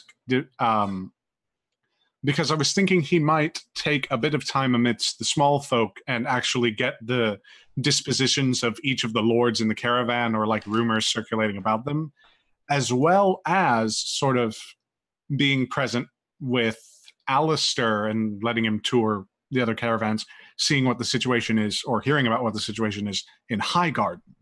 Sure. So, in terms of time taken to do this, the where are we? The Streetwise test to do this. I mean, you have to spend at least an hour doing this, Right. pretty much as a basic test, unless you want to try and spend like 10 minutes and get and try and roll a 21. Basically, the longer you spend doing this and dedicating yourself to it, the easier it's going to be for you. And then each degree of success is going to give you more information, or let me, stealing a bit from 2D20, like ask me some questions, I'll give you some answers, kind of thing, right? Sure. So Okay. if we're looking at you kind of spend, depending on how you want to frame it, like you could just like spend a night doing this. It's more of kind of drinking around with people, getting a lay of the land as you camp up somewhere near a holdfast. Right. Could be a whole day that you actually take the whole day and the evening to do all of this, and it's more about riding and meeting people as well.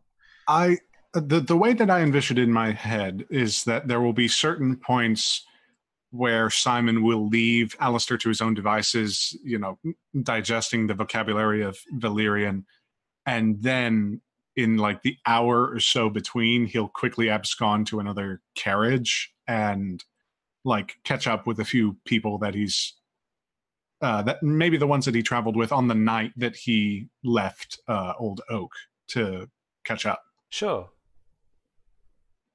Lay of the land, yeah, true. I like that. Come on, guys. I failed my first seduction test. There's not much I can do. Oh, mate. So, with all the frustration gone, that's all fine. That's all good. Yeah, thank God. Okay, so the options... Everyone has a rough first time. It's okay. For the first... I'm gonna go now. I'm just gonna leave. Oh, mate. For this, mechanically, we got some options. Okay. If you can justify a month for me, which you can't, then that would be easy 3. If you spend a week doing this, it's routine 6. That's a difficulty. Shit, man. Yeah, I'll spend at least a week, a solid week. Or how long? I think that's true. Oh man, at least a week. Okay, so yeah, like then just a week. Hey, a couple of weeks, Yeah, because these carriages are slow moving too. Oh yeah. You know what I mean? Cool. All right. Well, if you roll a streetwise check for me, add your cunning rank to that result, right? Remember? Yes. So cunning is at 4. Here's the result for the streetwise test. Papa. 27. Jeez. All right. So 27 takes 6 is 21. Which is like, okay, so you've got 4 degrees of success. You can't have any more than 4 degrees of success. So you've got 4. It'd be like 5 or 6 or something daft, all right? This is what he's good at, man. You're going to get it, right? Okay. The situation at Highgarden? Yes. Okay. I mean, it doesn't sound like information. I hope it kind of is in a way, though. Sure. So there isn't really a whole ton going on. We've come into a spring, and not a lot happens between the houses over winter. But I mean, more so in the north. But down in the south, people relax a bit more. It's a bit more homely. It's a bit more focused in on themselves. Harvests are harder, all that kind of stuff. So people are really kind of being stewards for themselves. So court hasn't been in session for with seasons lasting anywhere between 6 months to 6 years. Court was very sporadic, has been very sporadic over the last couple of years. There certainly hasn't been any kind of major sessions with the realm present since the Blackfyre Rebellion. We've got some cheeky handouts that help out too. The Tyrells. No, that's the player. That's the primary NPCs. It's not helpful. Let me remind myself a little bit. So, at the moment, Lord Leo Longthorn Tyrell is the Lord. He has a fairly new bride he married after the Blackfyre Rebellion, and that is Lady Jane Lady Bright. Well, Lady Bright is the maiden house. She is now Tyrell.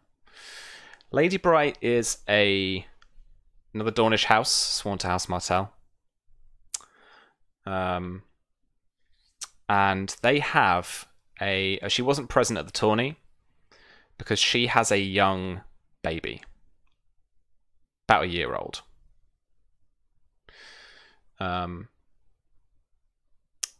The fairly rough kind of rumor to it is that basically this little...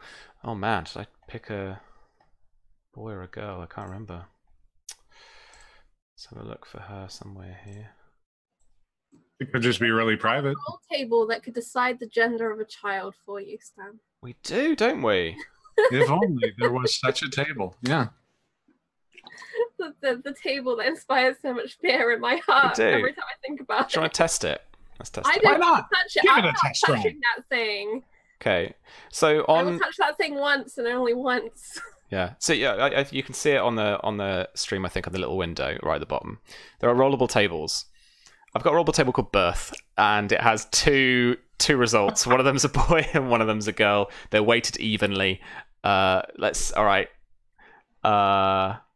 Let's go. I don't think I gave them.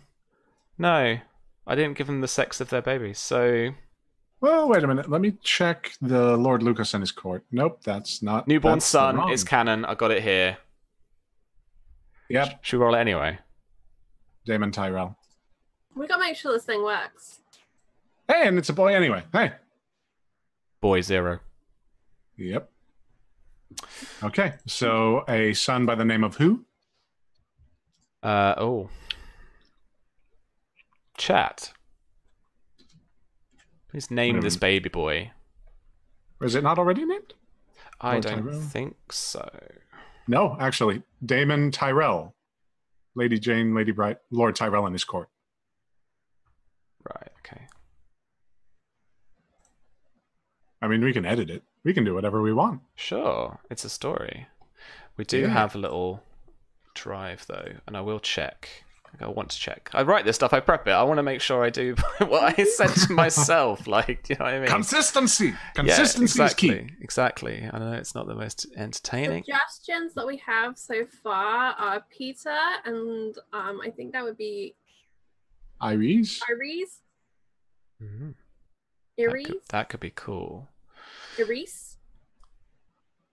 Strong Dornish name. Could be.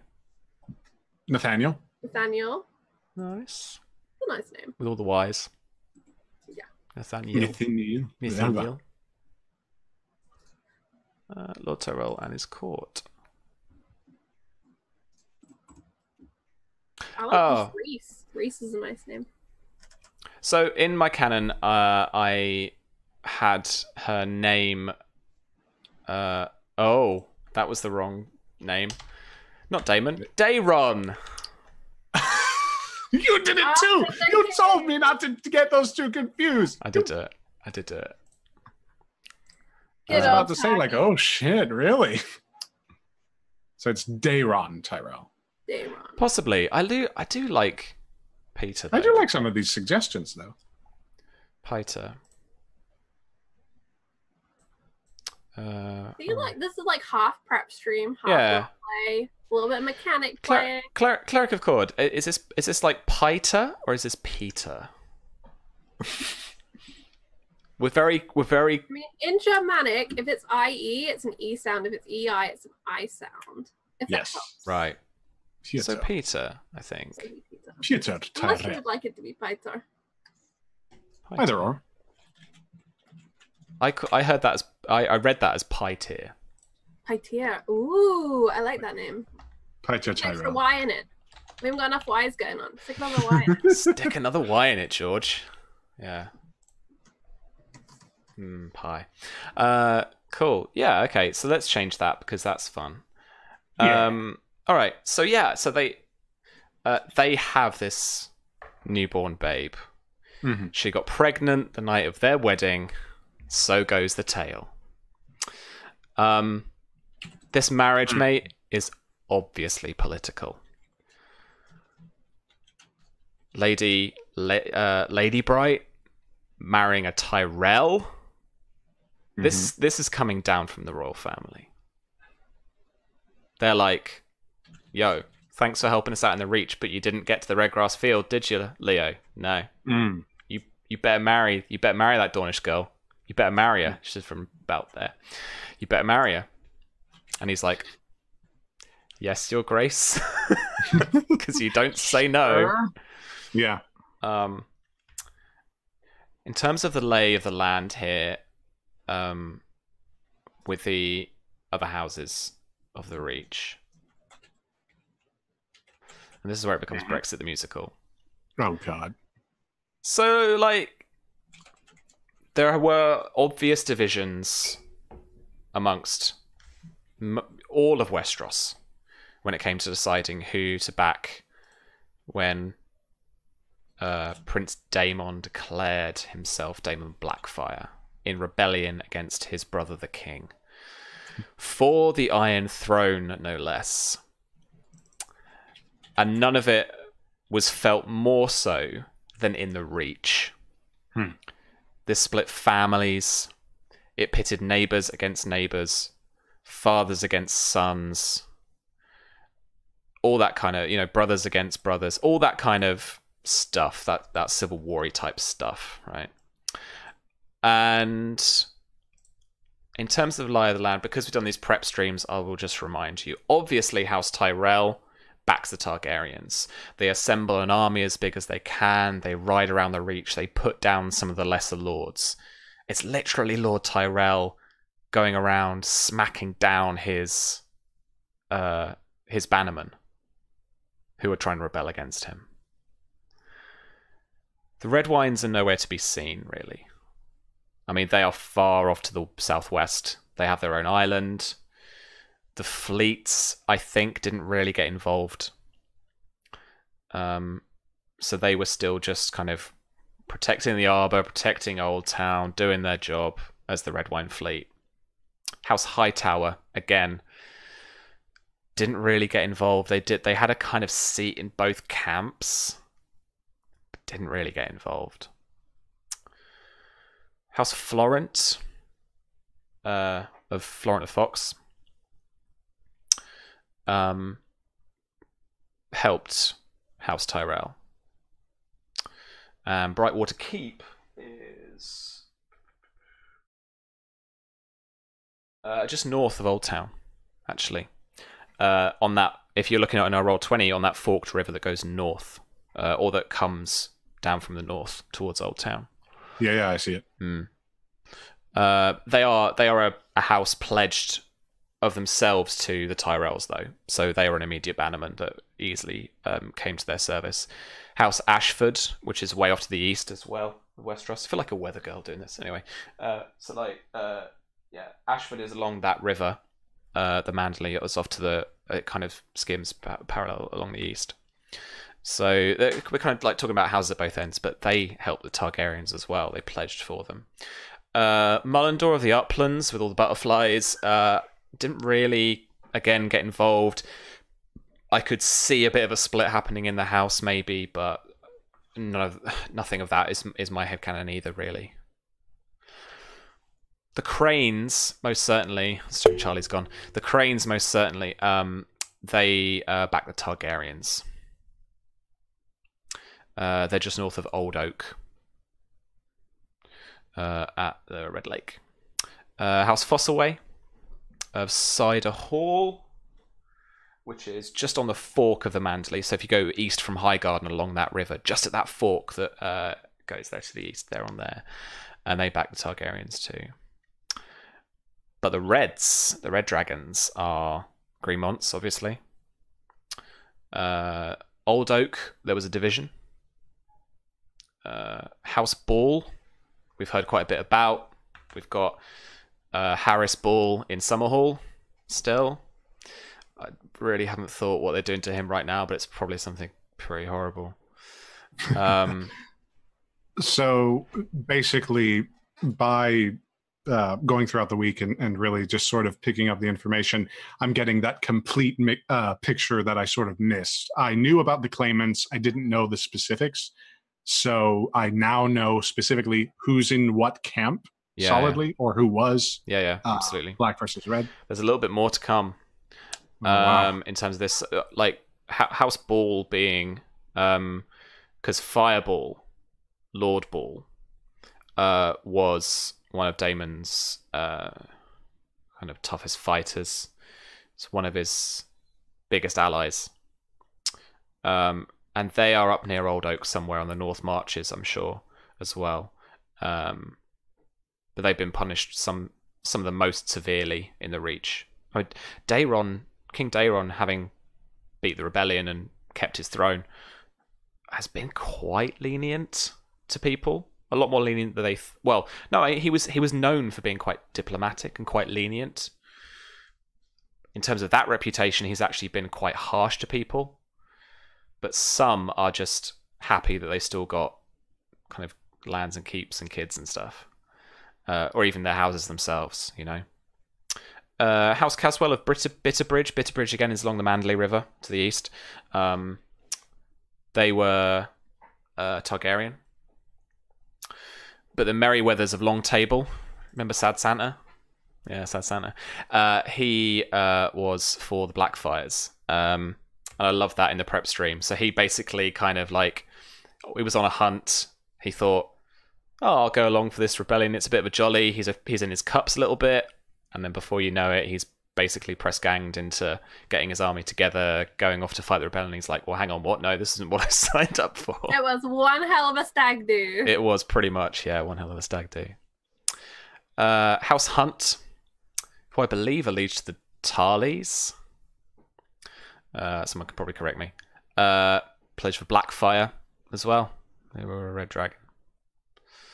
No, sorry. Daemon's a black dragon.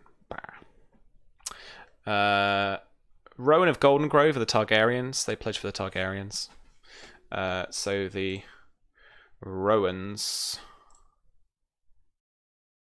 are... They have the golden tree as their house emblem.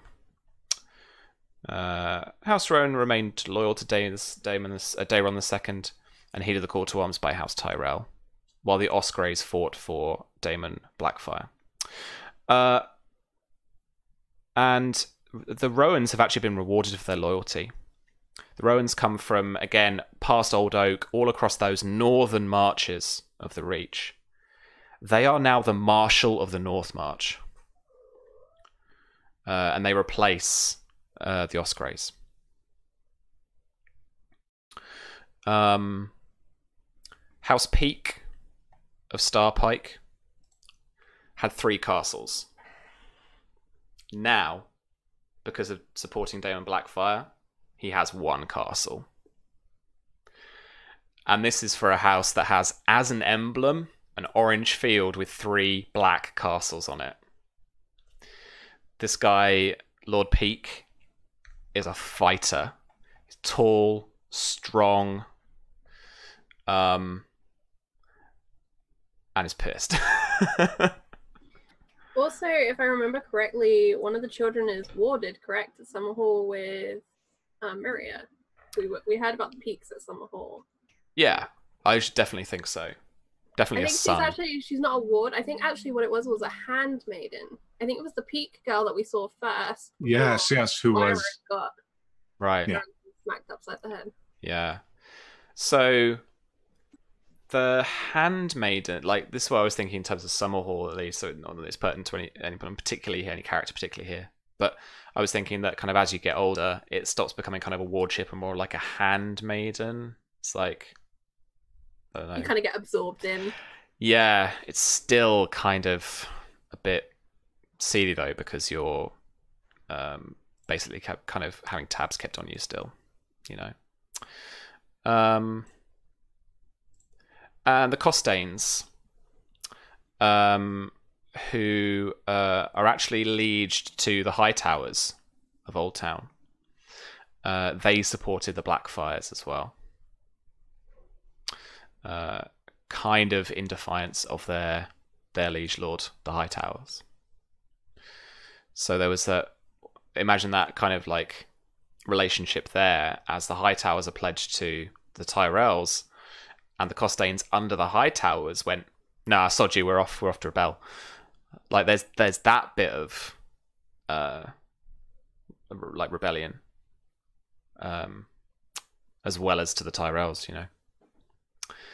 And finally, House Tarly, the neighbours of the Greenmonts, to the west of Fox Hollow. They pledged for the Blackfyres as well. So they pledged for the Black Dragon. They managed to dodge a fair bit of it. I imagine that they got a lot of coin taken off them. They're not as well off as some houses. But they've still certainly got a sizable military force. One of the largest in the Reach, if not the largest. And that's a kind of good gist, I think, of where all the houses are and where people pledged. And the whole point of this, actually, Jason, is the fact that the rebellion's been put to rest. That, you know, Blackfyre died. But Bittersteel, his bastard brother, managed to get across the Narrow Sea with the sword, with some of his sons. There's still a little bit of that going on. Still a lot of division here in the realm. People are kind of people are accepting the result, but sticking to their camps. And my God, does that like trigger me on so many political levels right now. But like, people have accepted the result. Some of them happier about it than others. I see. So there are 3 more bits of key information you can grab from me. Is there anything you particularly want to delve into? All right. Knowing the situation at Highgarden, perfectly fine.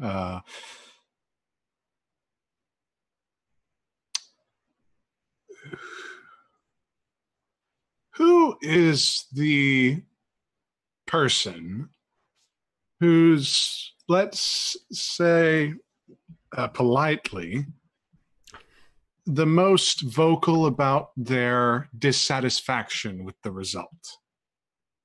Oh, Sir Gorman Peak. Sir Corman Peak, huh? Gorman Peak, yeah, absolutely. Oh, Gorman Peak. 100%. Really? Yeah. So Gormund, and that is spelled Gormund, or? What I'll do is I will chuck that into your journal as well. That would be nice. I've already kind of... Blah, blah, blah, blah. So if you go down to primary NPCs, you should be able to see him under House Peak. I see Lana... Oh, under House Peak. So if you go down into the main folders, you've got primary NPCs. If you go into there, you've got Sir Gorman Peak. Ah, there he is. How you doing? Sour-mouthed, with a well-trimmed beard coloured grey, black and white. An influential lord, Gorman was accounted a great knight and considered one of the greatest warriors of his time. I see. Let me find out I do have some more information under GM notes, so actually now you've been really investigating the guy a little bit. I think I want to give you some juicy stuff. So, thank you. So after the rebellion, Sir Peak bent the knee and was pardoned by King Daemon II. For the part he played in the rebellion, however, Peak was stripped of 2 of the 3 castles House Peak had held for centuries, Whitegrove and Dustonbury. It is said that Gorman became blind to reason in his thirst for revenge and the recovery of his seats. So Gorman Peak was one of Daemon Blackfyre's sergeants, joining him in his Reach stronghold as soon as he declared for the throne. following him in his campaign through the Westerlands and down into the Crownlands. And he fought on the cavalry flank with the Reachmen at the Battle of the Redgrass Fields. And not that you're there, Don, but Sir Peake was the cavalry commander. He was your commander on that flank. I imagine that Sir Peake and Oliver actually were pretty tight, Oliver being one of the Black Guard. They probably worked together very closely. Yeah. So they both members of this kind of rival Kingsguard, the Black Guard. And Sir Peake thought, I mean, a bit like kind of Greenmont played a strong hand with the rebellion. Peake thought he was going to get like hand of the king for this shit. Like he thought he was made. You know, and like we said before a little bit on the stream, but also some of the myth behind this, like Daemon Blackfyre was everything. He was Aegon the Conqueror reborn. He was charismatic. He was a skilled knight and warrior. That's not a word. Strategist. Like he was everything to people. And Sir Peake just really fell for it. Really, really backed him. Put everything into this cause and lost a third of his holdings. 2/3. Sorry, yeah. 2/3 of his holdings for this. Idiot. Yeah. The guy played hard and lost. All right. That was question number 1. Question number 2. Like essay season over here. Seriously, my journal is heinous at the minute. Okay, so now knowing the most staunch, shall we say, supporter, or at least the one most dissatisfied, knowing the structure, or at least the situation of the court, would I know generally who's who or who's what? Yeah. Okay. Then the next question would be, who has really the most either influence or knowledge on King Tyrell's court? Who isn't a maester? I should say that explicitly. Because I don't think Symon and any maester will get along. Well, this is going to be his Lord of Whispers, his spy master, who controversially is a Lady Redwine. Really? And why would that be controversial, Sam? Because she's a lady. Ah, I see. Symon would scoff at that, but let's find out more about this Lady Redwine. If, of course, you wouldn't mind. All right. So, Lady Desmera Redwine is a bastard-born woman raised in Old Town. She's the sire of Lord Pyter Redwine. Again, another Pyter. There we go, just to confuse matters on this stream. But it's prepped. It's in my stuff. The father of Lord Lionel Redwine. I don't know why that's relevant. Anyway, she married Lionel's cousin in order to be given the family name and honour. She may have shaken off the name Flowers, but Lady Desmera is known for her illegitimacy and her unhappy marriage to her Redwine husband. And I will put her... Oh, she's in everyone's journal. Hooray. Quick question. Her father was who? Lord someone Redwine? I'm assuming that's the head of the house? So... Let's just check my Houses of the Reach. House Redwine. She's the lady of the house. She's not. She is basically a kind of on a kind of lower branch of the house. So she's basically like married to a cousin. Right, but to get of the main line. title. But to get the title, she married in. So she's in the line. Oh, like way, way out there, but sure. I am not putting it past this woman. Well, yeah, we'll see, right? Okay, no canonical. I've not established a lord. I think Lord Piter is the current lord. No, actually, sorry. I think what I meant was, so Lord Piter is her dad. He's now passed away, and Lord Lionel, his son, is the current Lord Redwine. That makes Desmera the current, like, Lord Lionel's half sister.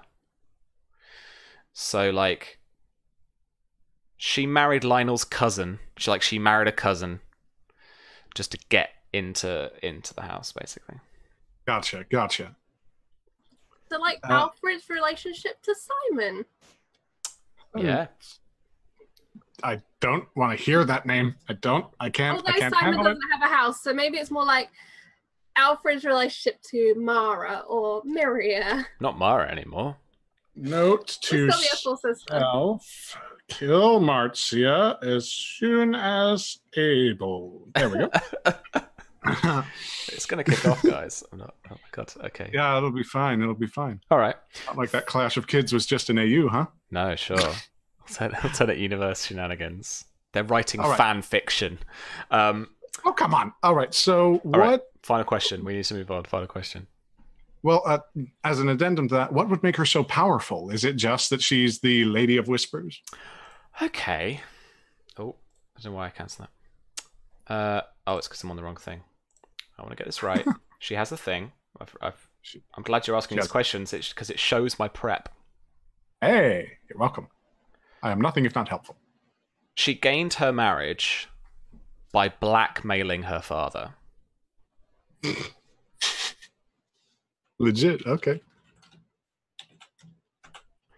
I guess this is told to you the end of a drunken night with, like, a red wine sailor.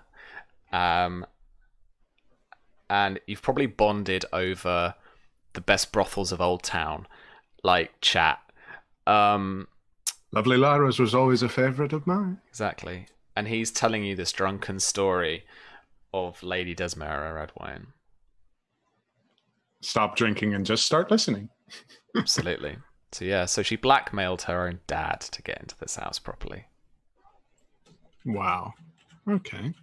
Yeah. And that in and of itself betrays some modicum of power. Yeah.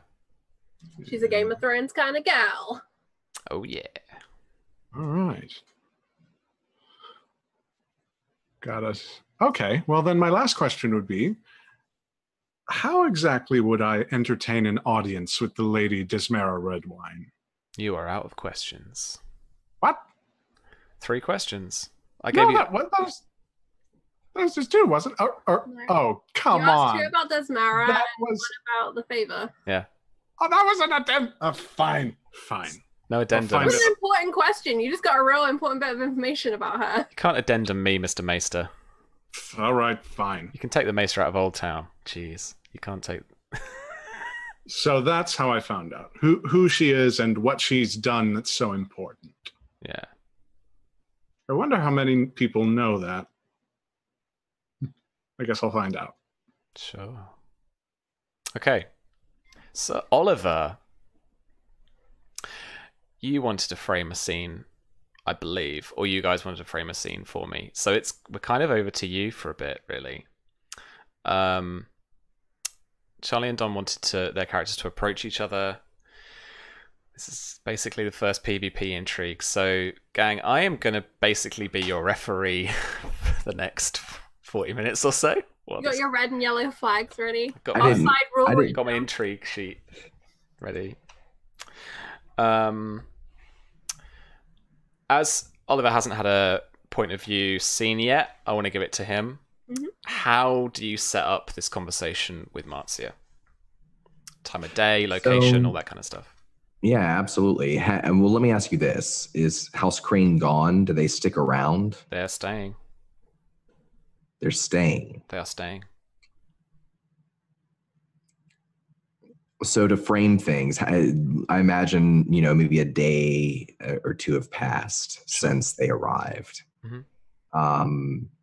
And slowly the amount of presence of armed men kind of following House Crane around increases. They're not aggressive, but anyone who's under Oliver's command as the Master of Arms, he would basically want to make sure that they were watched at all times, that exits were perfectly watched, that there was no way they could distract the guards and sneak off, do anything without being seen. So he knows the house, he knows his men, he knows how to position his men throughout the house, throughout the town, if they were to try to go to town nearby, basically to make sure that they are always under eyes. The off-duty guards certainly go to the only tavern in town, in your little hamlet. Which is not a brothel, I learned. There's no brothel there. It's just a tavern. Which is, what kind of tavern is that? But that's another thing. You can call her a brothel, but she is one lady. Oh, man. So yeah, even at the tavern, men are following them. So it might be tensions have probably grown over the past couple of days, I imagine. Sure. Just because of that sort of awkwardness. Well, let me ask this, Charlie: how close is Marzia keeping Rosanna, Lady Rosanna? I think she's spending a fair amount of time with her grandmother, not out of a watchfulness, but just out of a reconnection with someone she was close to, with a part of her life that was kind of taken away, sent away, moved away from, and is now back. And she's just kind of making the most of it, and of having company to talk to who knows about healing and wild things and things that she's interested in. Yeah, nice. So I think that they're hanging out quite a lot, but from Marzia's point, it's not to watch or to question her grandmother's motives. It's just to spend time with her. She's a fairly, I think I see her a bit as a fairly quiet lady, unless it's kind of coming to some pragmatism, some action, something she needs to do. So she reads. The one thing you guys do notice is that there is essentially kind of a pet crane that has come with her in the carriage. She doesn't keep in a cage, but there is a perch for it, and is set up more in wherever her quarters are. And Oliver, in his watchfulness, would have noticed that Marzia avoids the crane at all costs, and generally is not too happy when the bird is in the room with her. Very watchful and wary of this creature, but does not have any of that feeling towards her grandmother. Oliver would have been pretty distant from Marzia over the past couple of days since the arrival. Not beforehand over much, but since the arrival. And maybe after a couple of days, he would send Red Rob, his squire, to Marzia and to ask, gently request, she visit him alone at the bridge that overlooks the creek outside of the castle. Bold move. All right. Marzia, do you go alone? She brings Salistria with her, because Salistria hates being cooped up indoors, and out by the bridge is a very nice spot with a stream, and she knows the cat likes the stream. Cool. So yeah, the cat comes, but I think she's mostly on her own. She'll make excuses. Yeah. I think Salistria strides down with you whilst you're walking.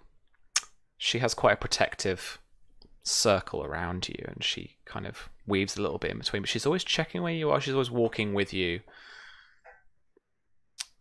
Awkwardly for you, she's doing that cat thing where she kind of gets under your feet a little bit, but she always just darts into your way. And there is a point where you actually use her as like leverage to just stay up standing. But she lets you do that. But once you get towards the bridge to Sir Oliver, she starts to pad down into the rushes and into a little bit into the stream so that she can get a cool drink. What kind of time of day? You said it was evening, I think. Yeah, I would imagine, later afternoon. Not Okay. quite dinner time yet. Maybe when like Rosanna's kind of gone for her afternoon nap, kind of. Yeah, sure. Siesta. It is a fairly overcast day, but it is not raining yet. A few dark clouds on the horizon that could spell something there.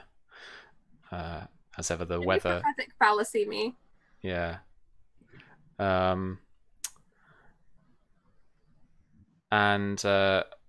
I guess then sort of is waiting for her. Yeah, you would see Sir Oliver in his armor, but with his helm off and set out on the edge of the bridge, the stone bridge that crosses over the creek. Just sort of looking out at the storm thoughtfully. He looks calm. Okay.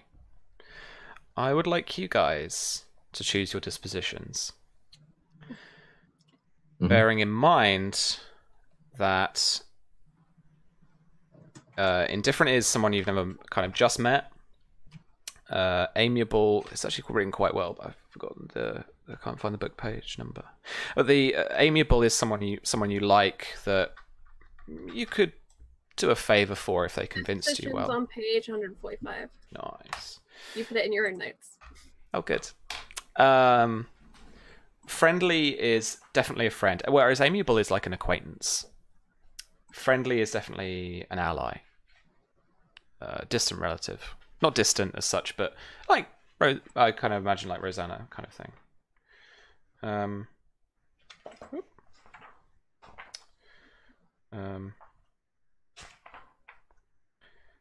Whereas affection implies love and adoration, feelings of obligation and strong loyalty. So these are the people that will never betray you, that kind of thing. There are some suggestions, obviously, for like if the opponent is known for honor, increase by 1 step. Opponent is from an allied family, increase by 2 steps. So we're potentially looking at quite high dispositions. But towards the end, when you say, I have a question about that. When you say increase by 1 step, yes. Do you mean? So say you would go from like indifferent to amiable. Okay. If you'd met someone for the first time, but you knew who they were, or you heard who they were, and you knew that they were honorable, like you'd be like, this person's probably got my back if like we need it, so I'm going to actually be amiable to them. So it goes up by a step. So it would go from indifferent to amiable, for example. Okay. These dispositions can change during the intrigue, but by the end of the intrigue, they will remain. So if someone ends up being malicious to someone else, we're gonna stick it out, guys. I'm gonna enforce that shit. So okay. Yeah. So choose wisely. Based on your relationship, based on these two characters having lived in a house together for a while, him supporting Marzia relying on Sir Oliver, all of that kind of stuff. But don't tell me, don't tell each other. There might be a retarget later, we might find out. This is also the point in the intrigue where you need to decide whether you're using persuasion or deception. And like we said a little bit earlier, that's the ability check that you use, not necessarily the specialty dice that you'll apply to the checks. So don't worry about that. We can apply those later. And then you guys need to choose an objective. So each of you keeps an objective in mind. This is what you want to get out of the intrigue. And bear in mind that these are tied quite closely to the techniques that you will use later. So if you're looking to get a service out of somebody, you could bargain for it, or you could try and convince them to do it for you. But charming them to do it's not really going to work. It's just going to make them like you more. But they're not going to do it because that's not what you're talking about. Convincing them to do it's the thing. So if you're trying to get information from somebody, convincing them to give it to you is the thing. Charming them, just make them like you more. Bargain might mean that you have to pay them for it, that kind of thing. Insight means that you get what you want, but their disposition goes down towards you, because basically you've incited them against someone else, or it reduces the disposition they have to somebody else as well. Intimidate, you get what you want, but they hate you afterwards. Seduction is about pure seduction. It's about them giving into lust and your approaches, kind of thing. Taunt is you teasing them until they give you what you want. But hopefully with our objectives, I mean, you can change your objective as well. At the start of an exchange, you may declare a new objective, or you may declare to me that you've changed your objective. Your opponent immediately recovers an amount of composure equal to their will rank. Interesting little thing there. Disposition. Objectives are done. I need you both to roll for me a status reputation test, please. Would you like us to declare our objectives? I'm not sure. I wasn't going to ask you guys. Have you guys talked a little bit about this beforehand? Do you kind of know what's going on? Okay, well then let's do it. I think we have a rough idea of what the other one was. Okay. So go on then. Marzia's objective. What says? So Marzia's objective is to reinforce the loyalty that Sir Oliver has for House Greenmont. Okay. Fully in relationship to herself and her position. Sure. I'm going to say that you can do that through charm, but it's more about he'll be dedicated to you rather than specifically to the house, kind of thing. Okay. And Sir Oliver. Sir Oliver's objective is to secure a stronger future for House Greenmont by convincing Marzia to marry someone that will shore up the strength of the family. Okay. Who is that specifically? Because it's a little ropey at the moment. Yeah, so it's a little ropey. He has a couple of ideas in mind, and they kind of depend on feeling her out. Okay. So do you want me to declare? Do you want me to declare who? I want you to declare one, because we've got this change. I'll put this out. I won't know. All right. So we've got this change. We've got this changing objective thing. I want to kind of stick to that. So you've got to pick somebody to start with. Yeah. So his top goal would be to convince her to help legitimize Sir Alfred and marry Sir Alfred. By marrying a Greenmont, she can both secure a future for the Greenmonts, and also if she were to have a daughter instead of a son, then she could have another child, and it would be a Greenmont child. Sure. Yeah. Okay. So that's the start then. And if you change, then we'll change up the objective. Okay. You're back. I was waiting for the signal. Yeah, the bat signal. All right, cool. All right. Yeah. So this is a status. This is breeding. I don't know why they put reputation here. So this is status breeding test. Reputation can apply if it's someone above your status level. Oh, cool. All right. Because you're like you said before, your reputation kind of precedes you. Yeah. And aids you in that way. Ready to fight. So do we use reputation then, or are we not using reputation? You can use reputation. Marzia's going to use breeding. Which I don't have. I have reputation. Oh, mate. No, I'll give you it. Go on. There's only the two of you. We'll both use reputation? Yeah, go on. Higher results, more numbers. 16. 14. All right. Marzia is going to go first. With the exchange, don't necessarily think that we have to wait for each person to take their turn to speak. You guys can talk, discuss, crack on, but depending on whose turn it is, that's when, if now Charlie, you have a bit of discourse with Sir Oliver, and at point actually you go, right, now I've said my piece, this bit, now I want to roll. Okay. And I'll sit here and give you bonus dice. So the next thing to do is to initiative, and then it's just to go, right? We do yeah. later? It's role play time. Okay. I don't know why I thought it was technique then roleplay, but it's not. Yeah, we found this, didn't we? There was a funny way around. Yeah. Okay. So Oliver, you look dressed for a fight. Been training? No, not today, my lady. Still healing, but with outsiders here inside our house, I felt it is best to be safe. If I am to ask our men to wear armor and to wear their weapons, I must do so myself. What do you make of our new men? Oh, I was not expecting them. Were you? Seemed a necessity with the troubles on the border. I think it is a good idea. More men is good. We are surrounded by enemies. You have mistrust for my kin. Do you have mistrust for your kin? Not for my grandmother. I remember my grandmother. She was a very good dancer. That's what I remember most. She taught me the steps when I was a boy. I had not seen her in a long time.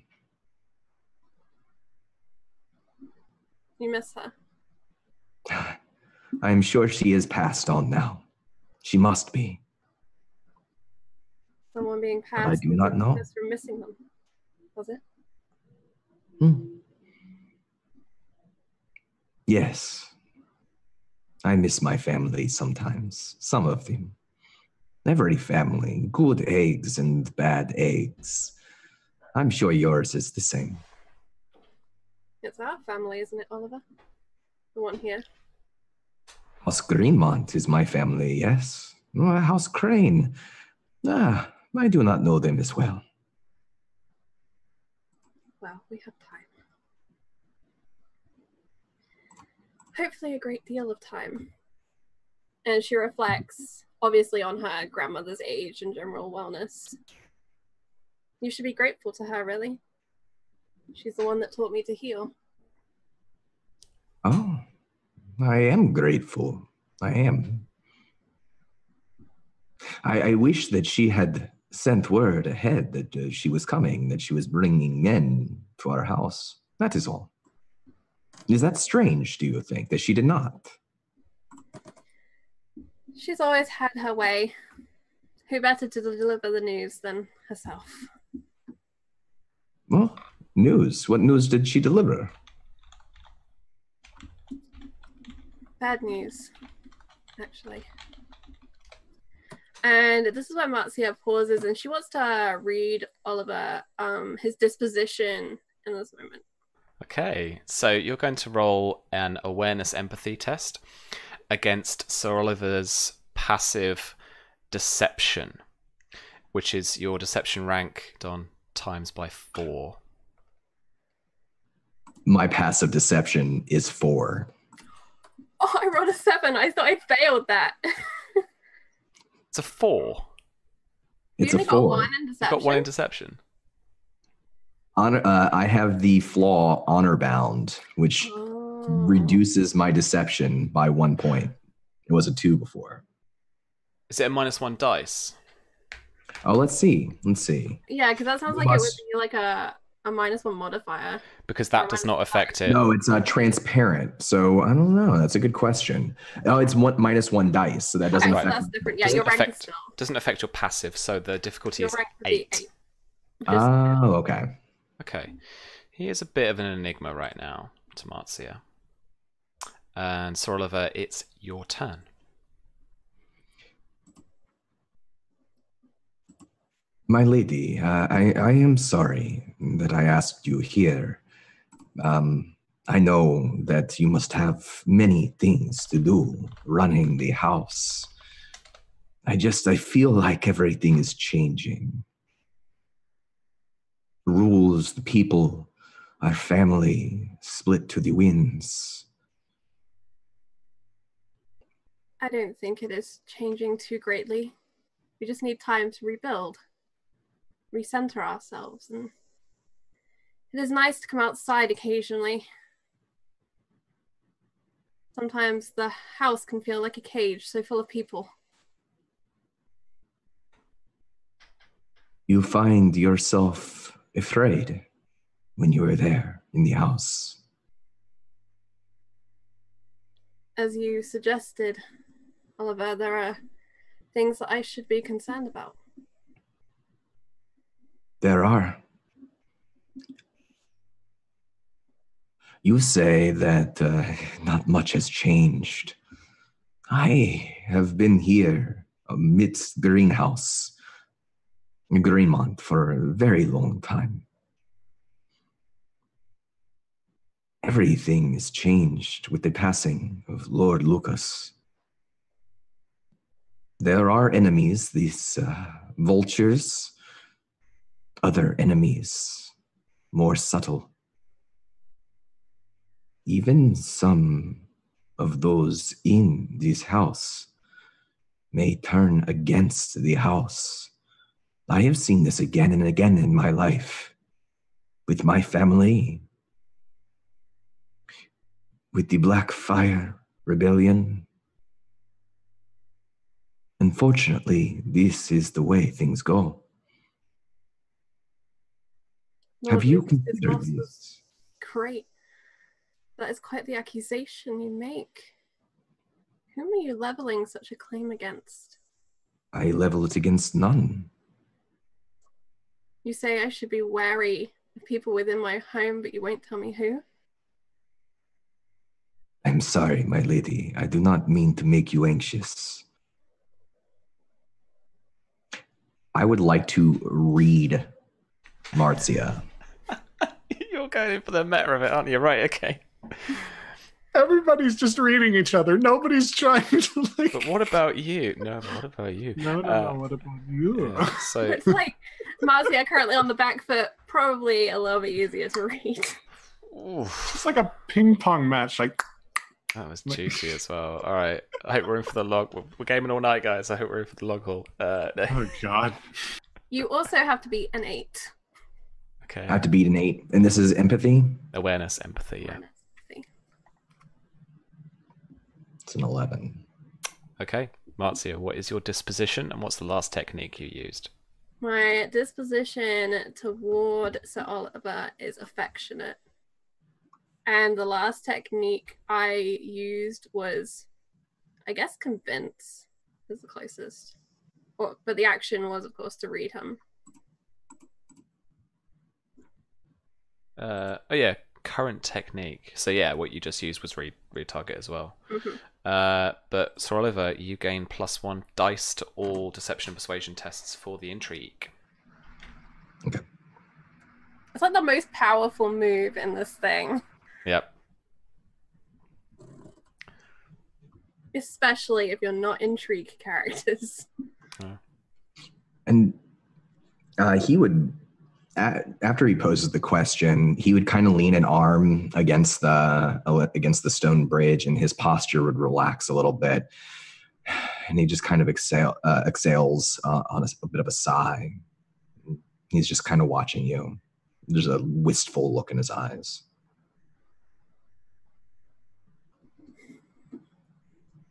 What is it, Sir Oliver? Why have you asked me here? I'm clearly here with a purpose. Is it another question, perhaps? About my choices, my options? I think... Oh? No. Sorry, you go. I think you are doing a very good job of keeping the house together. So far. I am proud of what you have done.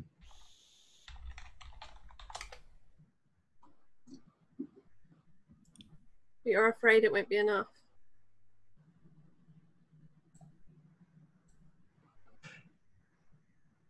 I'm afraid that if we do not all work together, if we are not united, then how will House Greenmont ever stand? You will support me, won't you?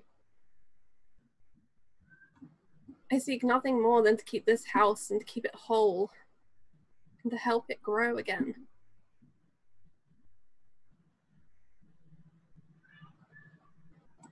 And she is gonna use convince, and I shouldn't have declared that. She's using No, that's okay. I guess influence. Yeah. So that's your action. Yes. So you'll try and test against Oliver's intrigue defense, which is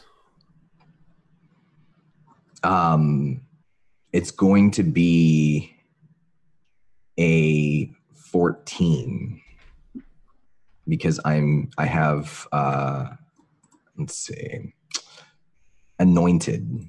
So you may draw strength from your commitment to the knightly virtues and the strength of your convictions once per day as a free action. I increase basically all my passive stuff by +5, including my defenses. so 14. Right, and I'm rolling my persuasion.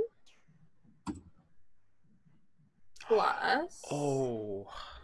Yeah, plus. Plus. Plus lots.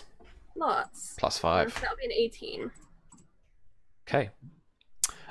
Which is 1 degree of success. So, convince, you said, right? Mm-hmm. So it'll be your will rank in composure kind of damage. Yeah, my will rank is 4. Okay, so Sir Oliver takes 4 off his composure, but bear in mind to take the DR off first. Mm-hmm. Does that make sense? It'll probably be Tom? absorbed by. Oh, so whatever my DR ranking number is, Yeah. That absorbs. Whatever your that. disposition that rating absorbs is. part of it. Yeah, it's like your armor that absorbs some, and then you take the rest to your composure. So that was 4. Okay.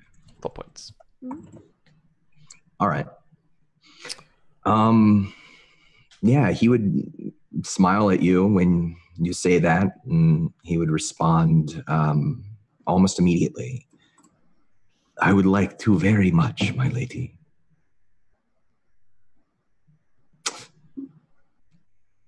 But it is not so easy. You ask for blind loyalty, that I serve you and swear to you as I swore to Lord Lucas. How can I do this without knowing what it is you have planned? Where you wish to lead this house? You know me as long as Lord Lucas knew me. You know the vow that I made to my husband and to this house. And I can tell you everything that is on my mind in regards to the future.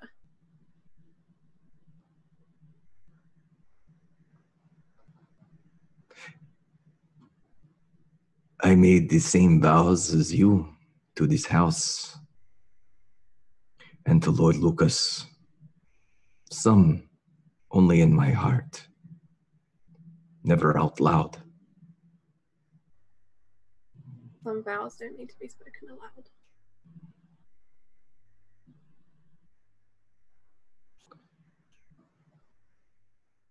How, my lady, do you hope to keep this house together if you have a daughter?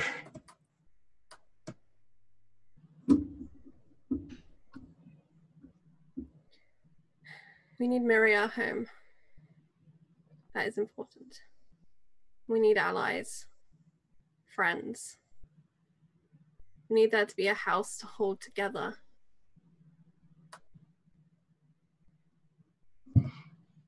And if Myria returns to Fox Hollow and Lady Marzia has a beautiful daughter,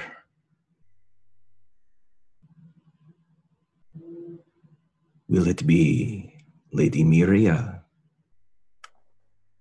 who takes hold of the house and its future? Will you step aside? She was to be my sister once, and now she's my daughter. We're kin. And don't you always tell me They do things differently in Dawn. It's only across the mountain.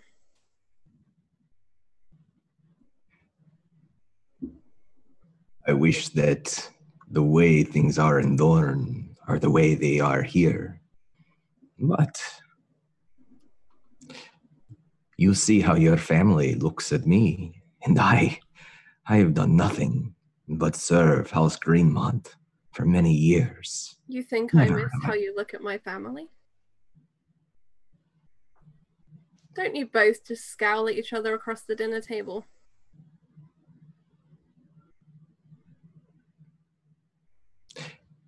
I scowl at threats, my lady.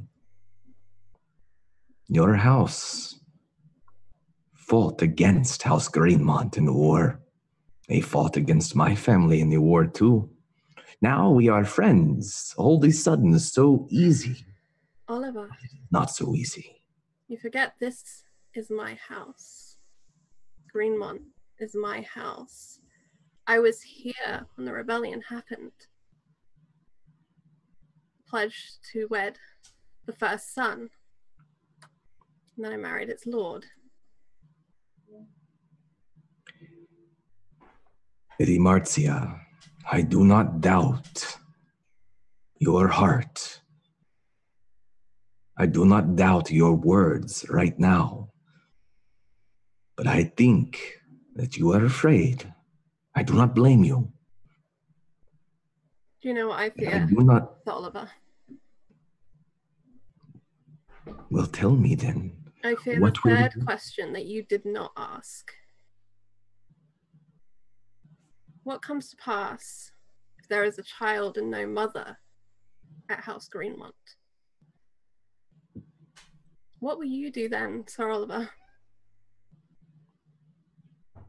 I will do what I have always done. The right thing to the best of my ability. What is that? What is your plan to hold this house together?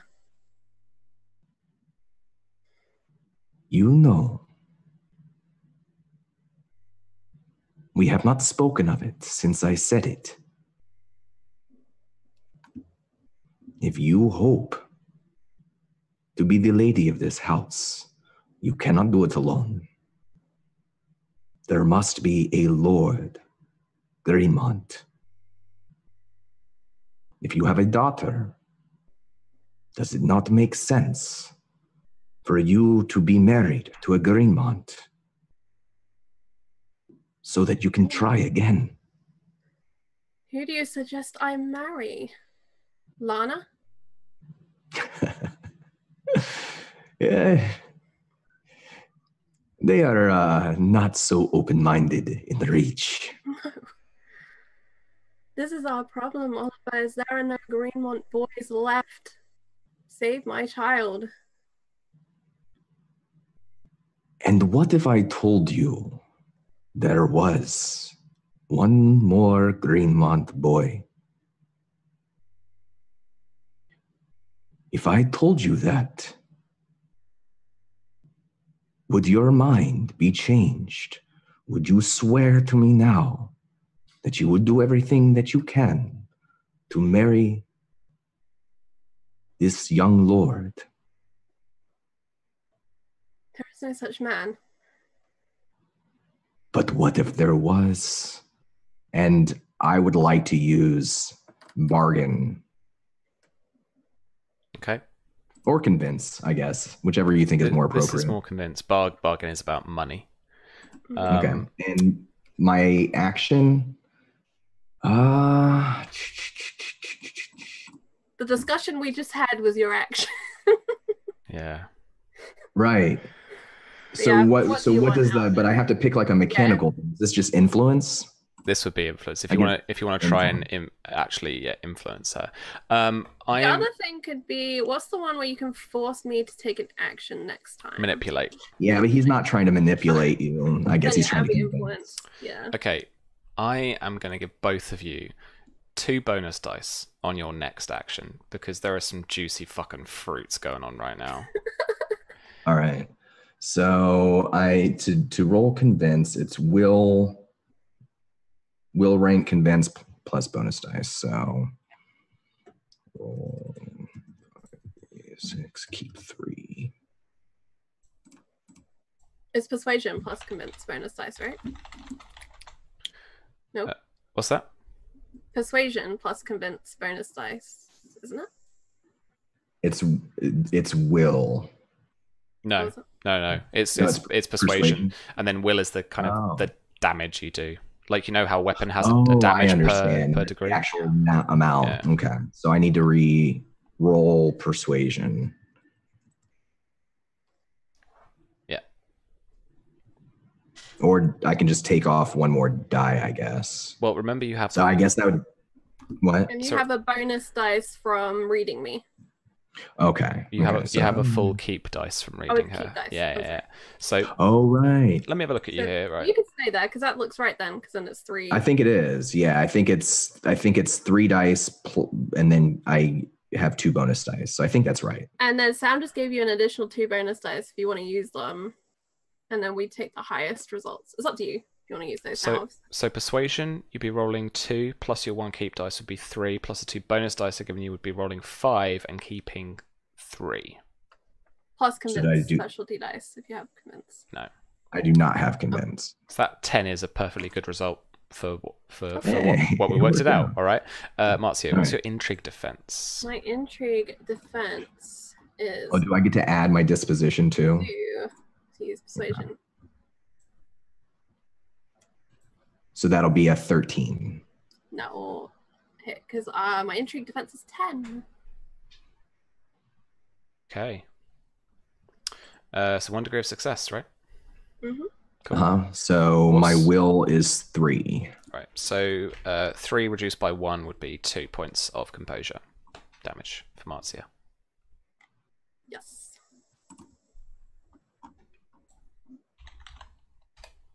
Cool. All right.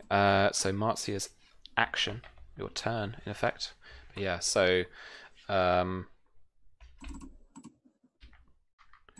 Sir Oliver, having left things of, what if there was another?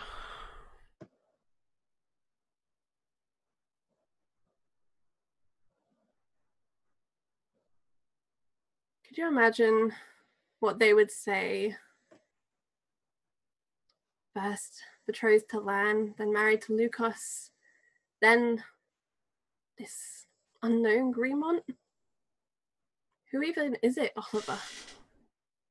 How would we not know? How would they not have come to claim their house? I've kept no secret of what is happening here at Fox Hollow. I claimed it because I believed it was my rightful duty. My child.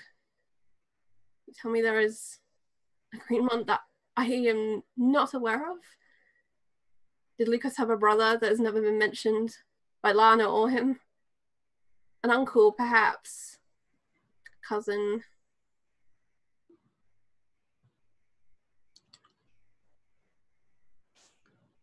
I trust you, my lady. I do. I know you. I have seen you with the men, tending to them. I remember how you helped me, and how you helped Lord Lucas. But you must swear to me, if you wish for me to swear to you. How can I swear? It would make the line so muddied. Would it then be my husband's house? And then if we had a child, what then of this child? I am no scholar, but I think that confuses things. It would be a house. Until they are grown. And it turns into Daemon and Daemon all over again. 2 children fighting and squabbling. Both demanding that they are right. My lady, I fear that is what it will become. If you do not marry. If... I don't... if this Greenmont is rightful, I will respect that.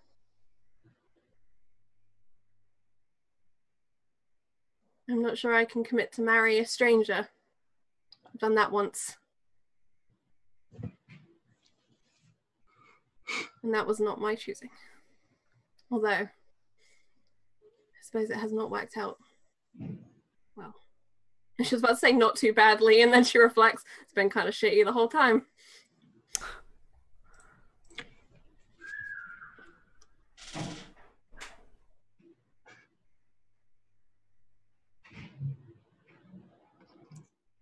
Sir Oliver looks back out to the storm. I imagine it's getting closer now. I don't know if it's raining, but maybe there's some cracks of lightning in the distance. You can hear the rumble over the hills, over the creek. If I were to agree to this, what would your answer be then to my question?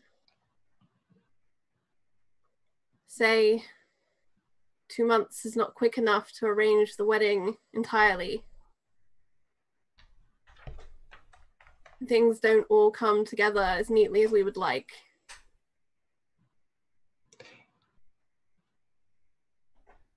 No, I suspect that it would take longer. But I believe that you are an honorable woman. And if you give me your word now that you will marry, it does not matter. You have a boy, you have a girl. Either way, there is a chance for the future. My question, Mara. there is a boy, there is a girl, but what if I am dead, Oliver? Who watches over my child then? Lord Greenmont will, my lady. I don't know this, Lord. I know you. It's your promise that I am seeking.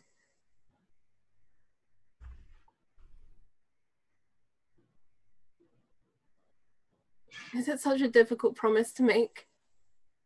It is my entire life. House. My lady, your it entire is life watching over this house. I will always watch over this house. But when a knight swears loyalty to a lord or a lady, that cannot be broken until they do them wrong. And I must first know that if I swear to you, that you will do what it takes to protect this house.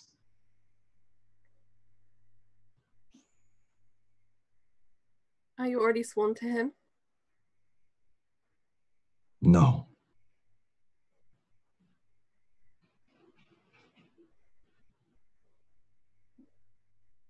And Marzia is gonna pause and look out over the lands, over what to her is House Greenmont, this whole place. And thinking of the people listening to the edge of her hearing, to the bustle of the house behind her, to the stream. And then the thunder, I imagine, rumbles, and she's brought back to this moment on the bridge.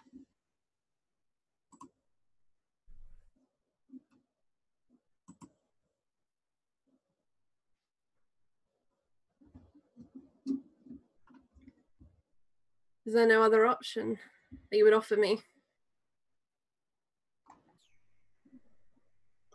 A promise for a promise, my lady. It is right.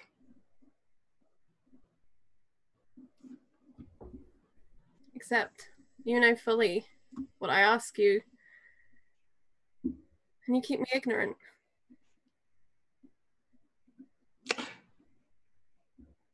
It is the same. If I swear to you now, and I tell you what you want to hear, and you tell me no, I am still sworn to you. And then I have made a mistake. You offend me that you assume I would just tell you what you want to hear. You look at me and you see a Reacher girl, don't you? You don't see the Lady Greenmont. to see someone that Lucas married and left behind.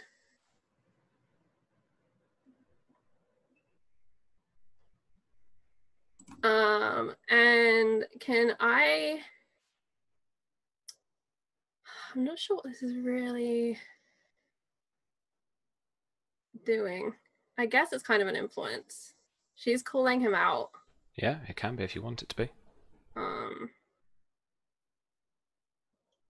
I guess it's intimidate, really, because she's like, don't you know who I am? Yeah.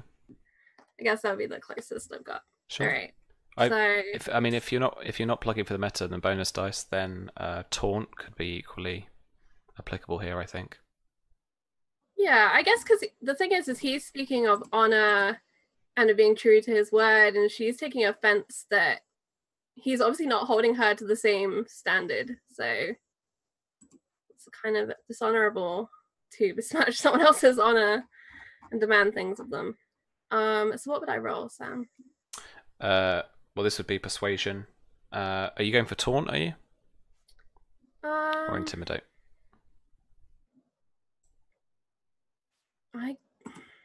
I guess it is kind of a taunt. She's getting a little annoyed. That's cool. All right, so just if it affects what your influence damage will be based on. Okay. That's cool. And I'd like to use the extra dice that you gave me. Yeah, no problem. So roll 5, keep 3. Yep. 11. Oliver's intrigue defense. This round will be 9. So yes. Yeah, so 1 degree of success. And that's +5 as well. 2 degrees of success. 2 degrees. All right. So now we're looking actually. Sorry, I'll type it in next time so it doesn't modify as well. Oh, that's cool. And that's looking at the awareness rank as the taunt. Okay. Oh no, you said intimidate, right? Oh no, I said taunt in the end. Okay. She is. She's calling him out. Yeah. So this would be 6 influence. All right. And what are the side effects of taunt, or do I just take composure? So you just take composure damage, yeah. Okay. Remember to knock off any from your disposition rating as well before you actually take the damage. Right. And I would declare it after Oliver's next turn, right? If I shift my disposition. Yes, after Oliver's turn, because that's the top of the round. Yeah. And do I have to change my disposition now? No, this will be after your turn. You can change your dispositions. Okay. Yeah, it's at the top of the round that we meant to do it. Yeah. Or at the end of each exchange.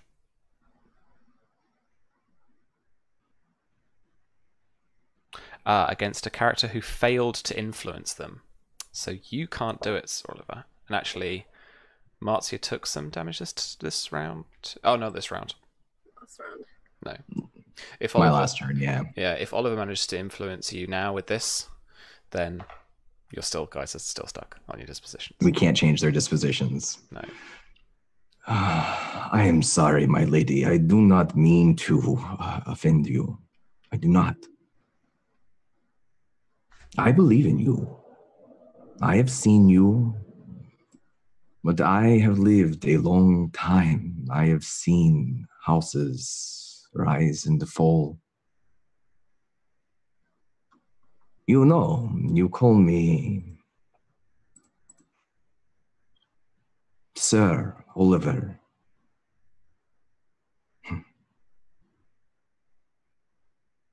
I never correct anyone. I am used to people treating me as the Black Lance, the Dorn in exile. But it does offend me, too, a little bit. I am not so hard that I cannot be hurt.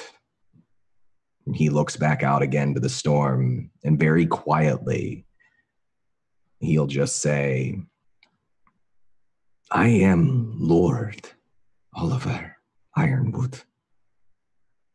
I always have been.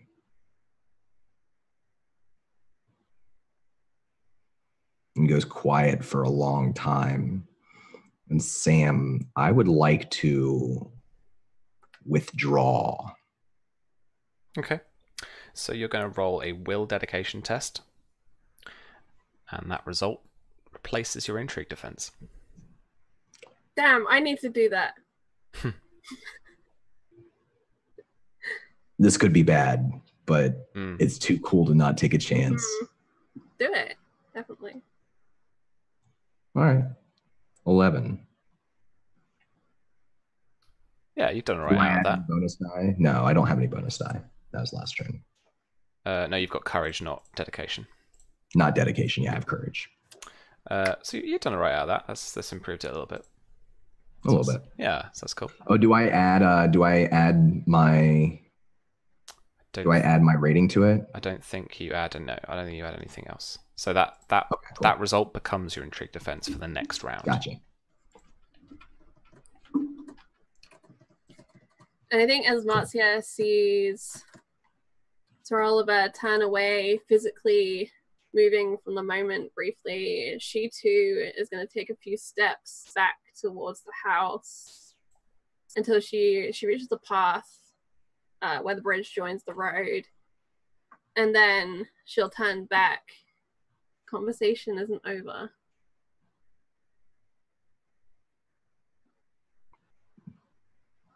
No. I don't want it to be. What if I promise, swear a vow, take an oath, choose your wedding as you like, to seriously consider what it is you are telling me. And you help me. So I'm going to ask you for a vow in exchange. If you were to offer me this, my lady, I would promise an oath, a vow, that I would seriously consider swearing allegiance to you. How would you bring her home? That is a question that I have pulled apart in my mind. How would you bring her home if you knew she wasn't at Summer Hall? He stands up straight immediately, his back snapping up, his armor rattling a little bit, and he turns towards you. There's a fire in his eyes. Where is she if she is not at Summer Hall?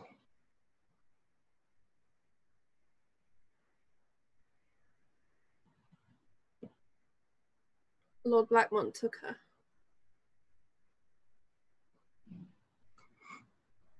Took her where? I wish I knew. That is why Lady Crane came here to warn us, to tell us. Myria has been taken. There are rumors she was a spy, but I don't believe that. And I don't believe it is a lie that she is no longer at Summer Hall, no longer protected by Maker, his men, and has been taken by Blackmont. And if you are concerned about the safety of this house and who inherits it, you must know that Blackmont is one of the last people that Myria should be with.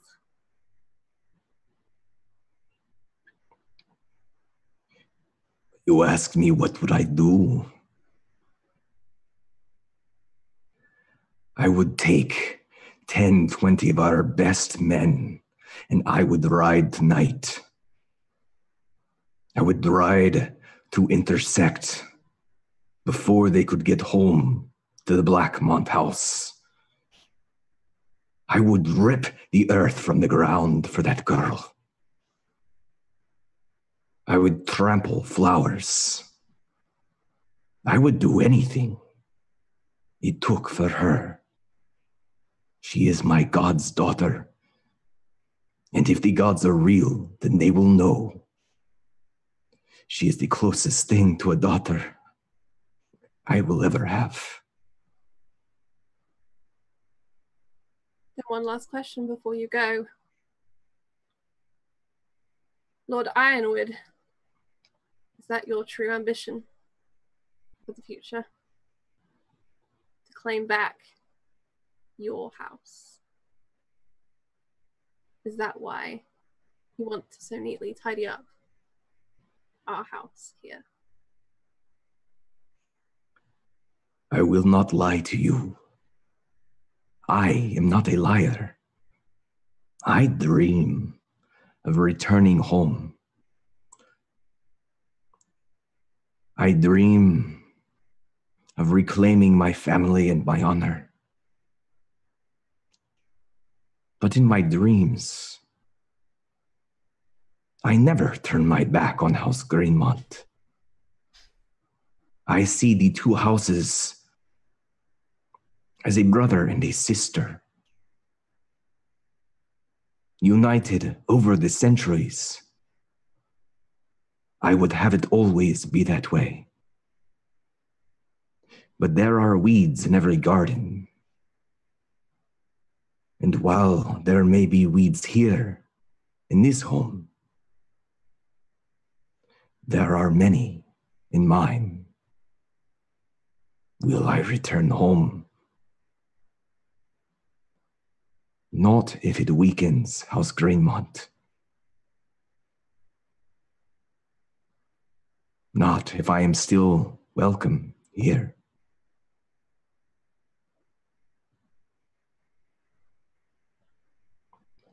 Marzia pauses to consider it all and goes into the back of her mind trying to recall anything she can about the Ironwood house and the setup there in terms of number of lords, Oliver's brothers, anything of that nature, because she knows that obviously Oliver hasn't married and they've previously had a conversation about that, but she doesn't know what the setup is like just off the top of her head. Is this something I can roll maybe, Sam, to... You absolutely can, yeah. Whose turn are we on, by the way? I'm just getting into it. I think it's technically my turn to declare a technique. Okay, cool. But right.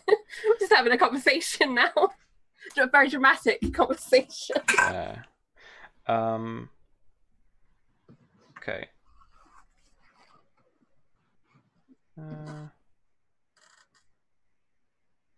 So this is going to be an education test. So knowledge, education, bonus dice apply. And this for you is going to be difficulty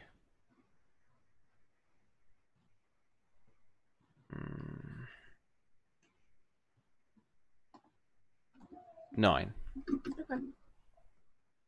I have 2 in knowledge and no bonus dice for anyone curious.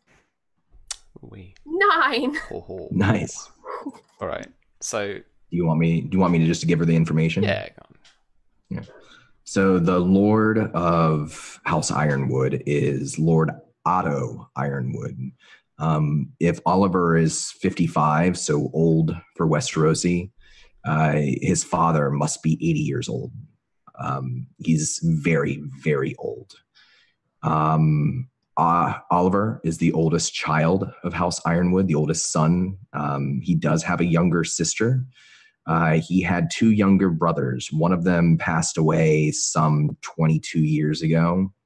And that was part of the series of events with the Martells that led to Oliver leaving Dorne and heading north. Mm-hmm. He has another younger brother, Horatio. And Horatio isn't really the heir, but he's the oldest son who's been around for the past 20 years. And that's probably, if there was a claim, they would probably go to Horatio over Oliver at this point, unless Oliver did something about it.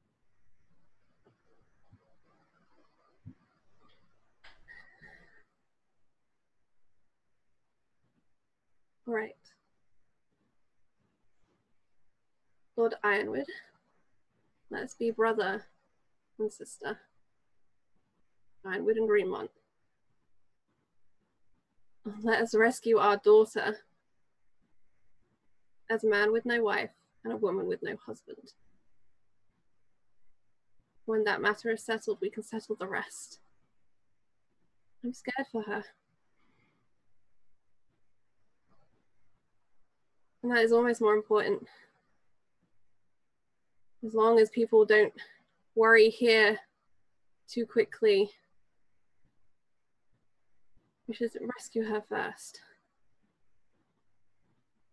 We'll bring the storm to our door, of course. Blackmont's are friends, aren't they? With the Martells. Yes. Then I'll continue the preparations here. Strengthen what we are.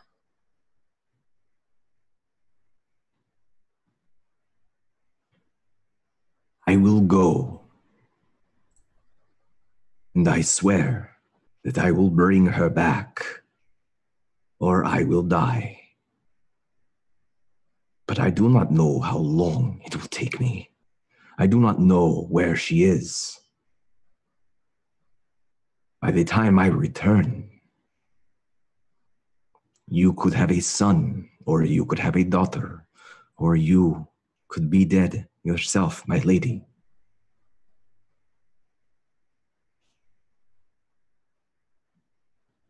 I promise I will go to her. But this matter between us.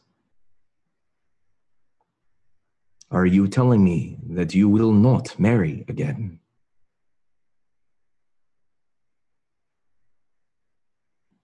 I am telling you I am in no rush to do so.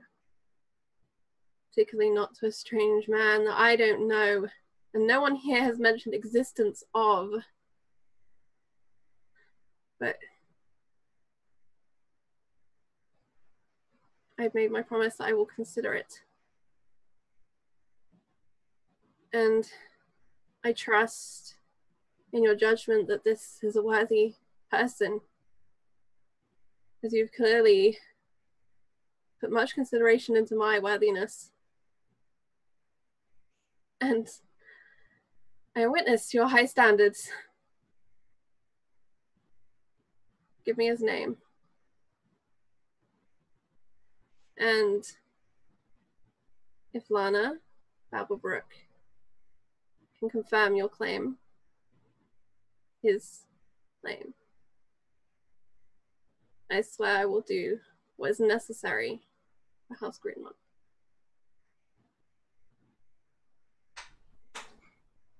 Sir Oliver loosens his gauntlet and he pulls from it a rolled up piece of parchment that's kind of been flattened against the hard crease of his armor.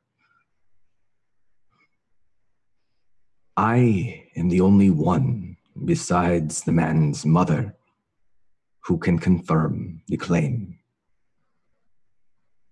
He offers over the letter and he holds it out. Sam, do you have that letter? Will you throw that up somewhere I can read it? Yeah, I got it. I'll continue talking in the meantime. Mm-hmm. Cool. We'll fluff until you get there. Yeah. I'm afraid I've been slow in my education as well. Busy patching up soldiers. His name, my lady, is Sir Alfred Flowers. You'll know him as Sir Alfred Wild, but he is not wild. He is Lord Lucas's son. And while he is a bastard, yes, as you say, perhaps it is time that House Greenmont takes the Dornish way. Sir Alfred is a good man. I believe this. If you legitimized him, he would be a good lord. Bastard. So, do you know how ridiculous that sounds? I have enough trouble legitimizing my own claim when it was made before everyone. Sir Alfred, he is a good soldier and knight and servant of this house. He is no Lord Sir Oliver, Lord Ironwood. He is no lord. How could I persuade people that he is? I only ask, my lady, that you do what is right. Your husband, Lord Lucas, made him a knight because he wished for him a noble path. The only other son, Symon, a maester who is now not a maester, who is now where? We don't even know. I'm half afraid that would be your suggestion. Marry a maester, because there's an age of change, I suppose. But Sir Alfred, don't get me wrong. I am grateful for the service and do not doubt an ounce of his loyalty to this house, but oh Lord, my husband,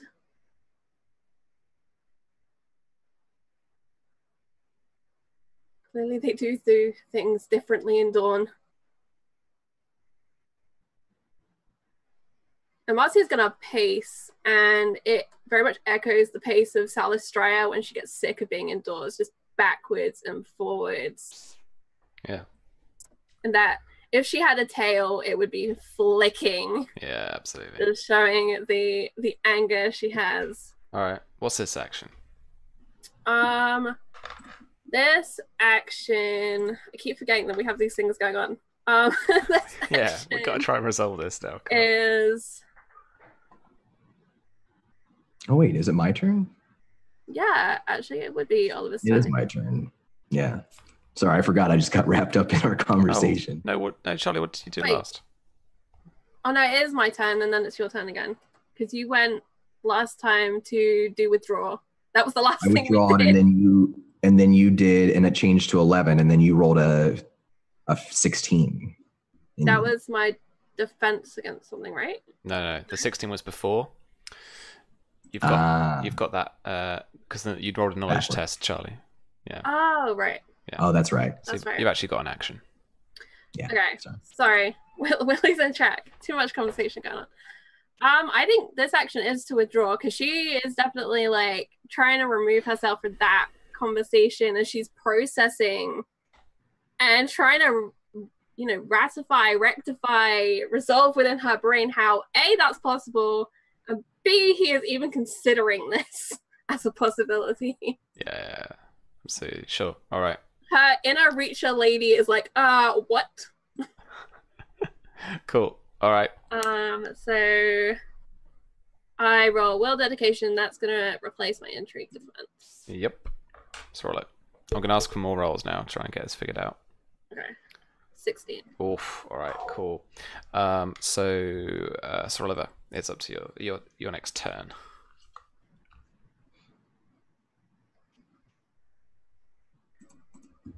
Yep. So Sir Oliver watches her for a long time, kind of pacing, just looking for any kind of ticks, anything that suggests that she might be changing her mind or at least wrestling with the decision. He wouldn't give it too long before he would speak again. And what he would say is, I see in Sir Alfred, Lord Lucas, young again. I see a man who beside you, with you, could make House Greenmont greater than it ever was. You are wise, and he is just, and you are just, and he is wise in ways that are different. It makes sense to me. It may sound foolish, but I have given it much thought. Ever since I learned of the Lord's passing, it would not be easy, of course not. But it would be right. And it is worth working hard to bring about the best future for House Greenmont. All right, Don, roll me convince. All right, so You want to go for influence? I think it was pretty influency. I think so too. So I'm just rolling. Persuasion and convince if you've got any bonus dice in that. Yeah, just 3d6 then. In the meta, I do think we're nearly there on a decision that's going to be probably a compromise, but I think we're nearly there. It's just gotta. Someone can yield, and you can come to the compromise. You lead that compromise. She's got a couple of things left to say, but yeah. Yeah, sure, no worries. It's past I my switched to bedtime. combat. No, I'm just kidding. I draw my sword. No. I draw my sword.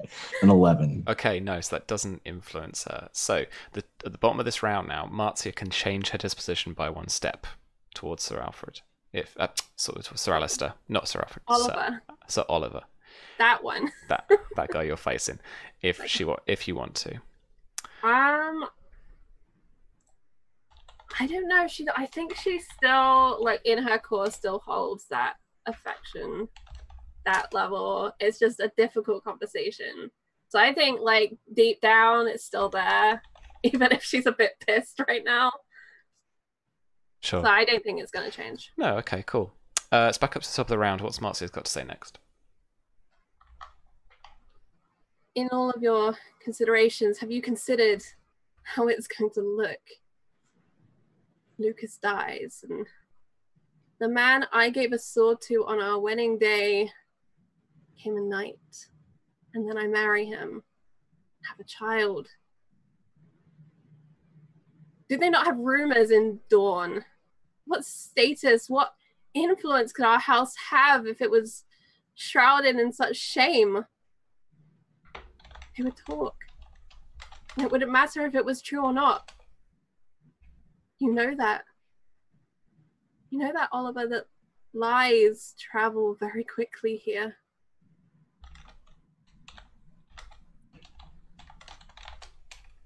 This does not change what is right and what is wrong. We can choose to wear our shame like armor. I do. I always have. I don't deserve to be ashamed. I've done nothing wrong. I don't You deserve are a to be Greenmont. shunned by people. To be a lady means to have allies and enemies. You are now a Greenmont, yes, and if you are a Greenmont, then you have walked into a house of shame. We lost the war. We have to fight.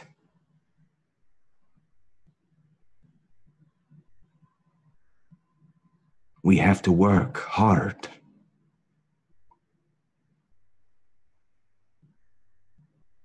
Have you asked him? I have. He knows now. Yes. He is loyal to you. He doesn't want it. I did not say it is he who should make the decisions. No, you should not make the decisions. This is my house, my child's house. And I am working very hard to keep it, to protect it, and its people. How could I explain to them this? Alright, what's your action there, Charlie, do you think? Her action is convince. She's aiming to convince Oliver that this is really foolish, that she can see, like, he has a point, like, technically it is right, but it's not, in her opinion, the best idea for the house. Alright. All those convinced dice. I'll give you a bonus dice for that. Okay. I didn't have convince. That's right. It's one bonus dice. And your the intrigue defense you're rolling against is back down to 9. So back up to the top of this new round. Okay, cool. Or I'm at 11. Yeah, you're at... Oh. Yeah. I didn't know where you're at. You're at a 9-0, right? Because that withdraw is done. Oh, does that only last a round? Yeah. Oh, okay. So 1 degree of success. So that is will rank for Marzia, which is 4. a 4. 4 composure damage to Sir Oliver, minus your disposition rating. Right. Okay. You have no other suggestion, no other option. I agree with you that he may have some claim in some world, but it's not the one we are living in. Not the time we are living in. Don't need to remind me about the rebellion, what it meant for people here. She really wants a backup option because she wants to make a deal with you, but she's struggling. Yeah, we have to start wrapping up. So I'm going to say this is... Yeah, no, I got you. This is Sir Oliver's last action. All right. As I said before, yield is obviously an option, but if you don't want to take I think it... objection-wise, Marzia is definitely caved on the marrying front. She will agree to it if there's a viable option, but she's not convinced of the option. If I change my objective slightly, what's that do mechanically? I don't really know right now. What do you want to do? Just change it. Okay, I'll just play it. Yeah, just change it.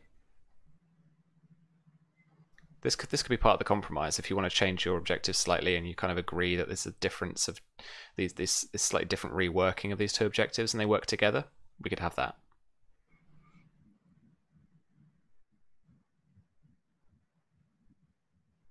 I have told you what you wanted to know. You have seriously considered my words. I consider now whether or not to swear to you. I believe that for the future of House Greenmont, you must marry again. I also believe that you have the strength and the mind to lead these people. But that does not mean that you should do it a widow, so young. You are vulnerable.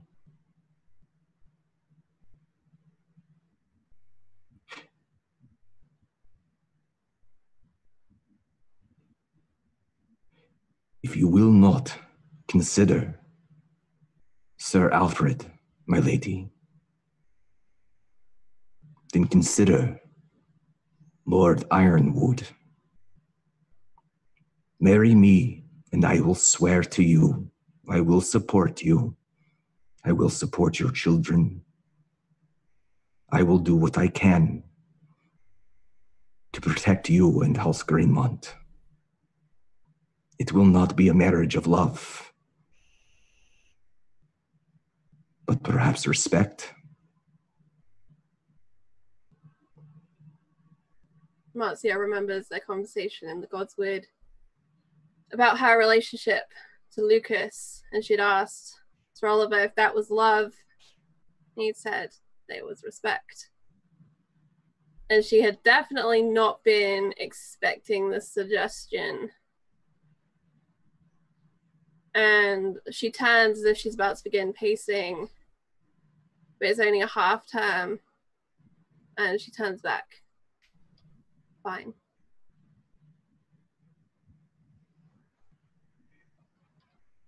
I will leave in the morning, and I will bring Lady Myria home.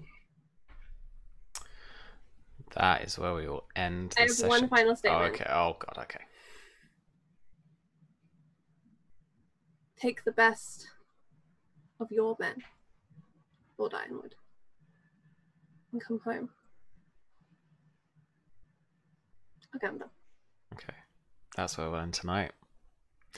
Thank you so much. Let's very quickly... I'll unpack it in a minute. Let's very quickly wrap up because Jason has to go. Jason.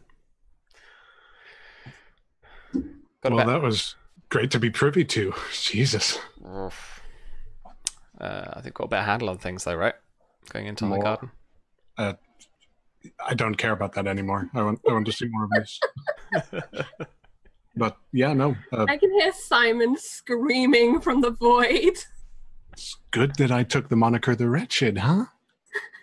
Definitely not foreshadowing, but I'm working on it. That's exactly right. All right. Take care of yourselves. That's all that I ask. And you can see where to follow me. And yeah. Cool. Alrighty. Thanks very much. Don. Oh, God. Yeah, I didn't know how this was going to go. It did not go how I expected it to go, but I feel like it went almost as well as it could be in my mind. I had, Oliver's not the best at influence, but he can be very resilient in terms of like staying in a conversation for a long time. I was looking at the mechanics and I love the intrigue. I love the mechanics. I loved the role play so much. But I had one composure left, and then I would have had to have taken a frustration. And I already knew if I had to take a frustration, what that would have been. So I knew what was coming. And this was really like him proposing was literally a last ditch effort. And wow. I didn't think it was going to work. I had no idea it was that low. I had one left. Damn, should have kept it. I loved it. I thought it was a great scene. I loved the setup. I loved all of the lore that we got introduced this episode. Mm-hmm. I love. I'm really curious about what's going to happen in Highgarden because that's the other half of the story right now. And at one point, those two halves are going to collide. I don't know how. So yeah, there's a lot of fun stuff coming. I love this game. I'm going to be gone for a few weeks. I'm getting married in real life. And I have a lot of things going on, but I can't wait to get back. I'm going to be watching the VODs in the meantime, very excited.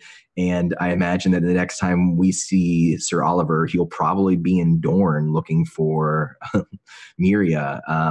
And he's not supposed to go back to Dorne. So who knows what's going to happen? You can follow me online at Jonathan Fry if you don't already. I write stuff. I write adventures. I'm working on a bunch of things right now. And I have a Wednesday night show, May Black Roses Bloom. It is dark fantasy. And that'll return here in a few weeks as well. And it's a great time if you're around 8 p.m. Eastern Standard Time on Wednesdays. Nice. I highly recommend it. I have no bias in this matter. Might also be in that game for anyone who missed that. Oh my god. Okay, so that was not how I quite expected that conversation to go. But that's how that went. And Susie, I'm about to spam your inbox. Prepare yourself. Thank you so much, chat, for everyone who came to hang out, everyone who is following this game. Thank you to Sam for all of the preparation, which we got to see some of today, but there's so much that goes on. And this world is so fleshed out. Thanks, of course, to Jason and to Don and to Virginia and Susie and Tom, who are amazing castmates in telling the story and who put up with me slowly catching up on Game of Thrones lore because I'm a little bit behind because I read them like 8.5 years ago. So, but yeah, I mean, the exciting thing for me about Highgarden is it's literally down the road. In Game of Thrones terms, it's just down the road. In realistic terms, it's like a day or two away. I had no idea that Grandmother Crane was going to show up today. Marzia had no idea. That was a shocker. I was really close to telling Sir Oliver about Marzia's dreams, but I'm glad I didn't because some secrets need to be saved. And yeah, so I am super excited when this game comes back. I don't know when I'm next going to get a call. I think Marzia is going to have a little break, having just caused a shit ton of trouble for herself. And reflect on the fact that the rumors about her and Sir Oliver might not be much better than the ones about her and Sir Alfred. But at least he's a lord, right? Or he will be when Marzia is done, because Sure. Marzia needs to be married to a lord. I think I've learned this about her today. She needs a tiny bit of status. She's not ready to go full commoner yet. So, yeah. I love you. I love Sir Alfred. Marzia loves Sir Alfred, just not in that way. And she wasn't ready yet. So yeah, super excited to come back. I do all sorts of games. Go check my pin tweet. You know me, at Fire on the Twitters, all over the place. Lots of wigs. Yeah. You know Thanks, me. Sam, for letting us run and letting us have this ridiculously long episode and the episode that we weren't meant to have, but I'm so glad we did. I'll go to work tomorrow. It's like 20 to 1 in the UK. Anyway, fantastic. Thank you so much, guys. That was amazing. I should have given you a bit more time. You can go to work and you can grin at your screen like a manic DM. I can. And like, there's going to be no one around. And you can text Virginia like... Super weird. Yeah. They're all at UK Games Expo. I'm back in the office. Otherwise, exciting stuff for Black Cats Gaming. We've got a quick start coming out very soon for our game, The Spy Game. It's 5e powered, but it's modern and it's about action and espionage. That should be awesome. If you want to find out more information about that, go to blackcatsgaming.com or check us out on the tweeters with follow Black Cats. Not follow the Black Cats, follow Black Cats. Or check me out at RPG Webby, and you can get more information there too. Thank you for joining us, and we'll be back soon. Bye bye.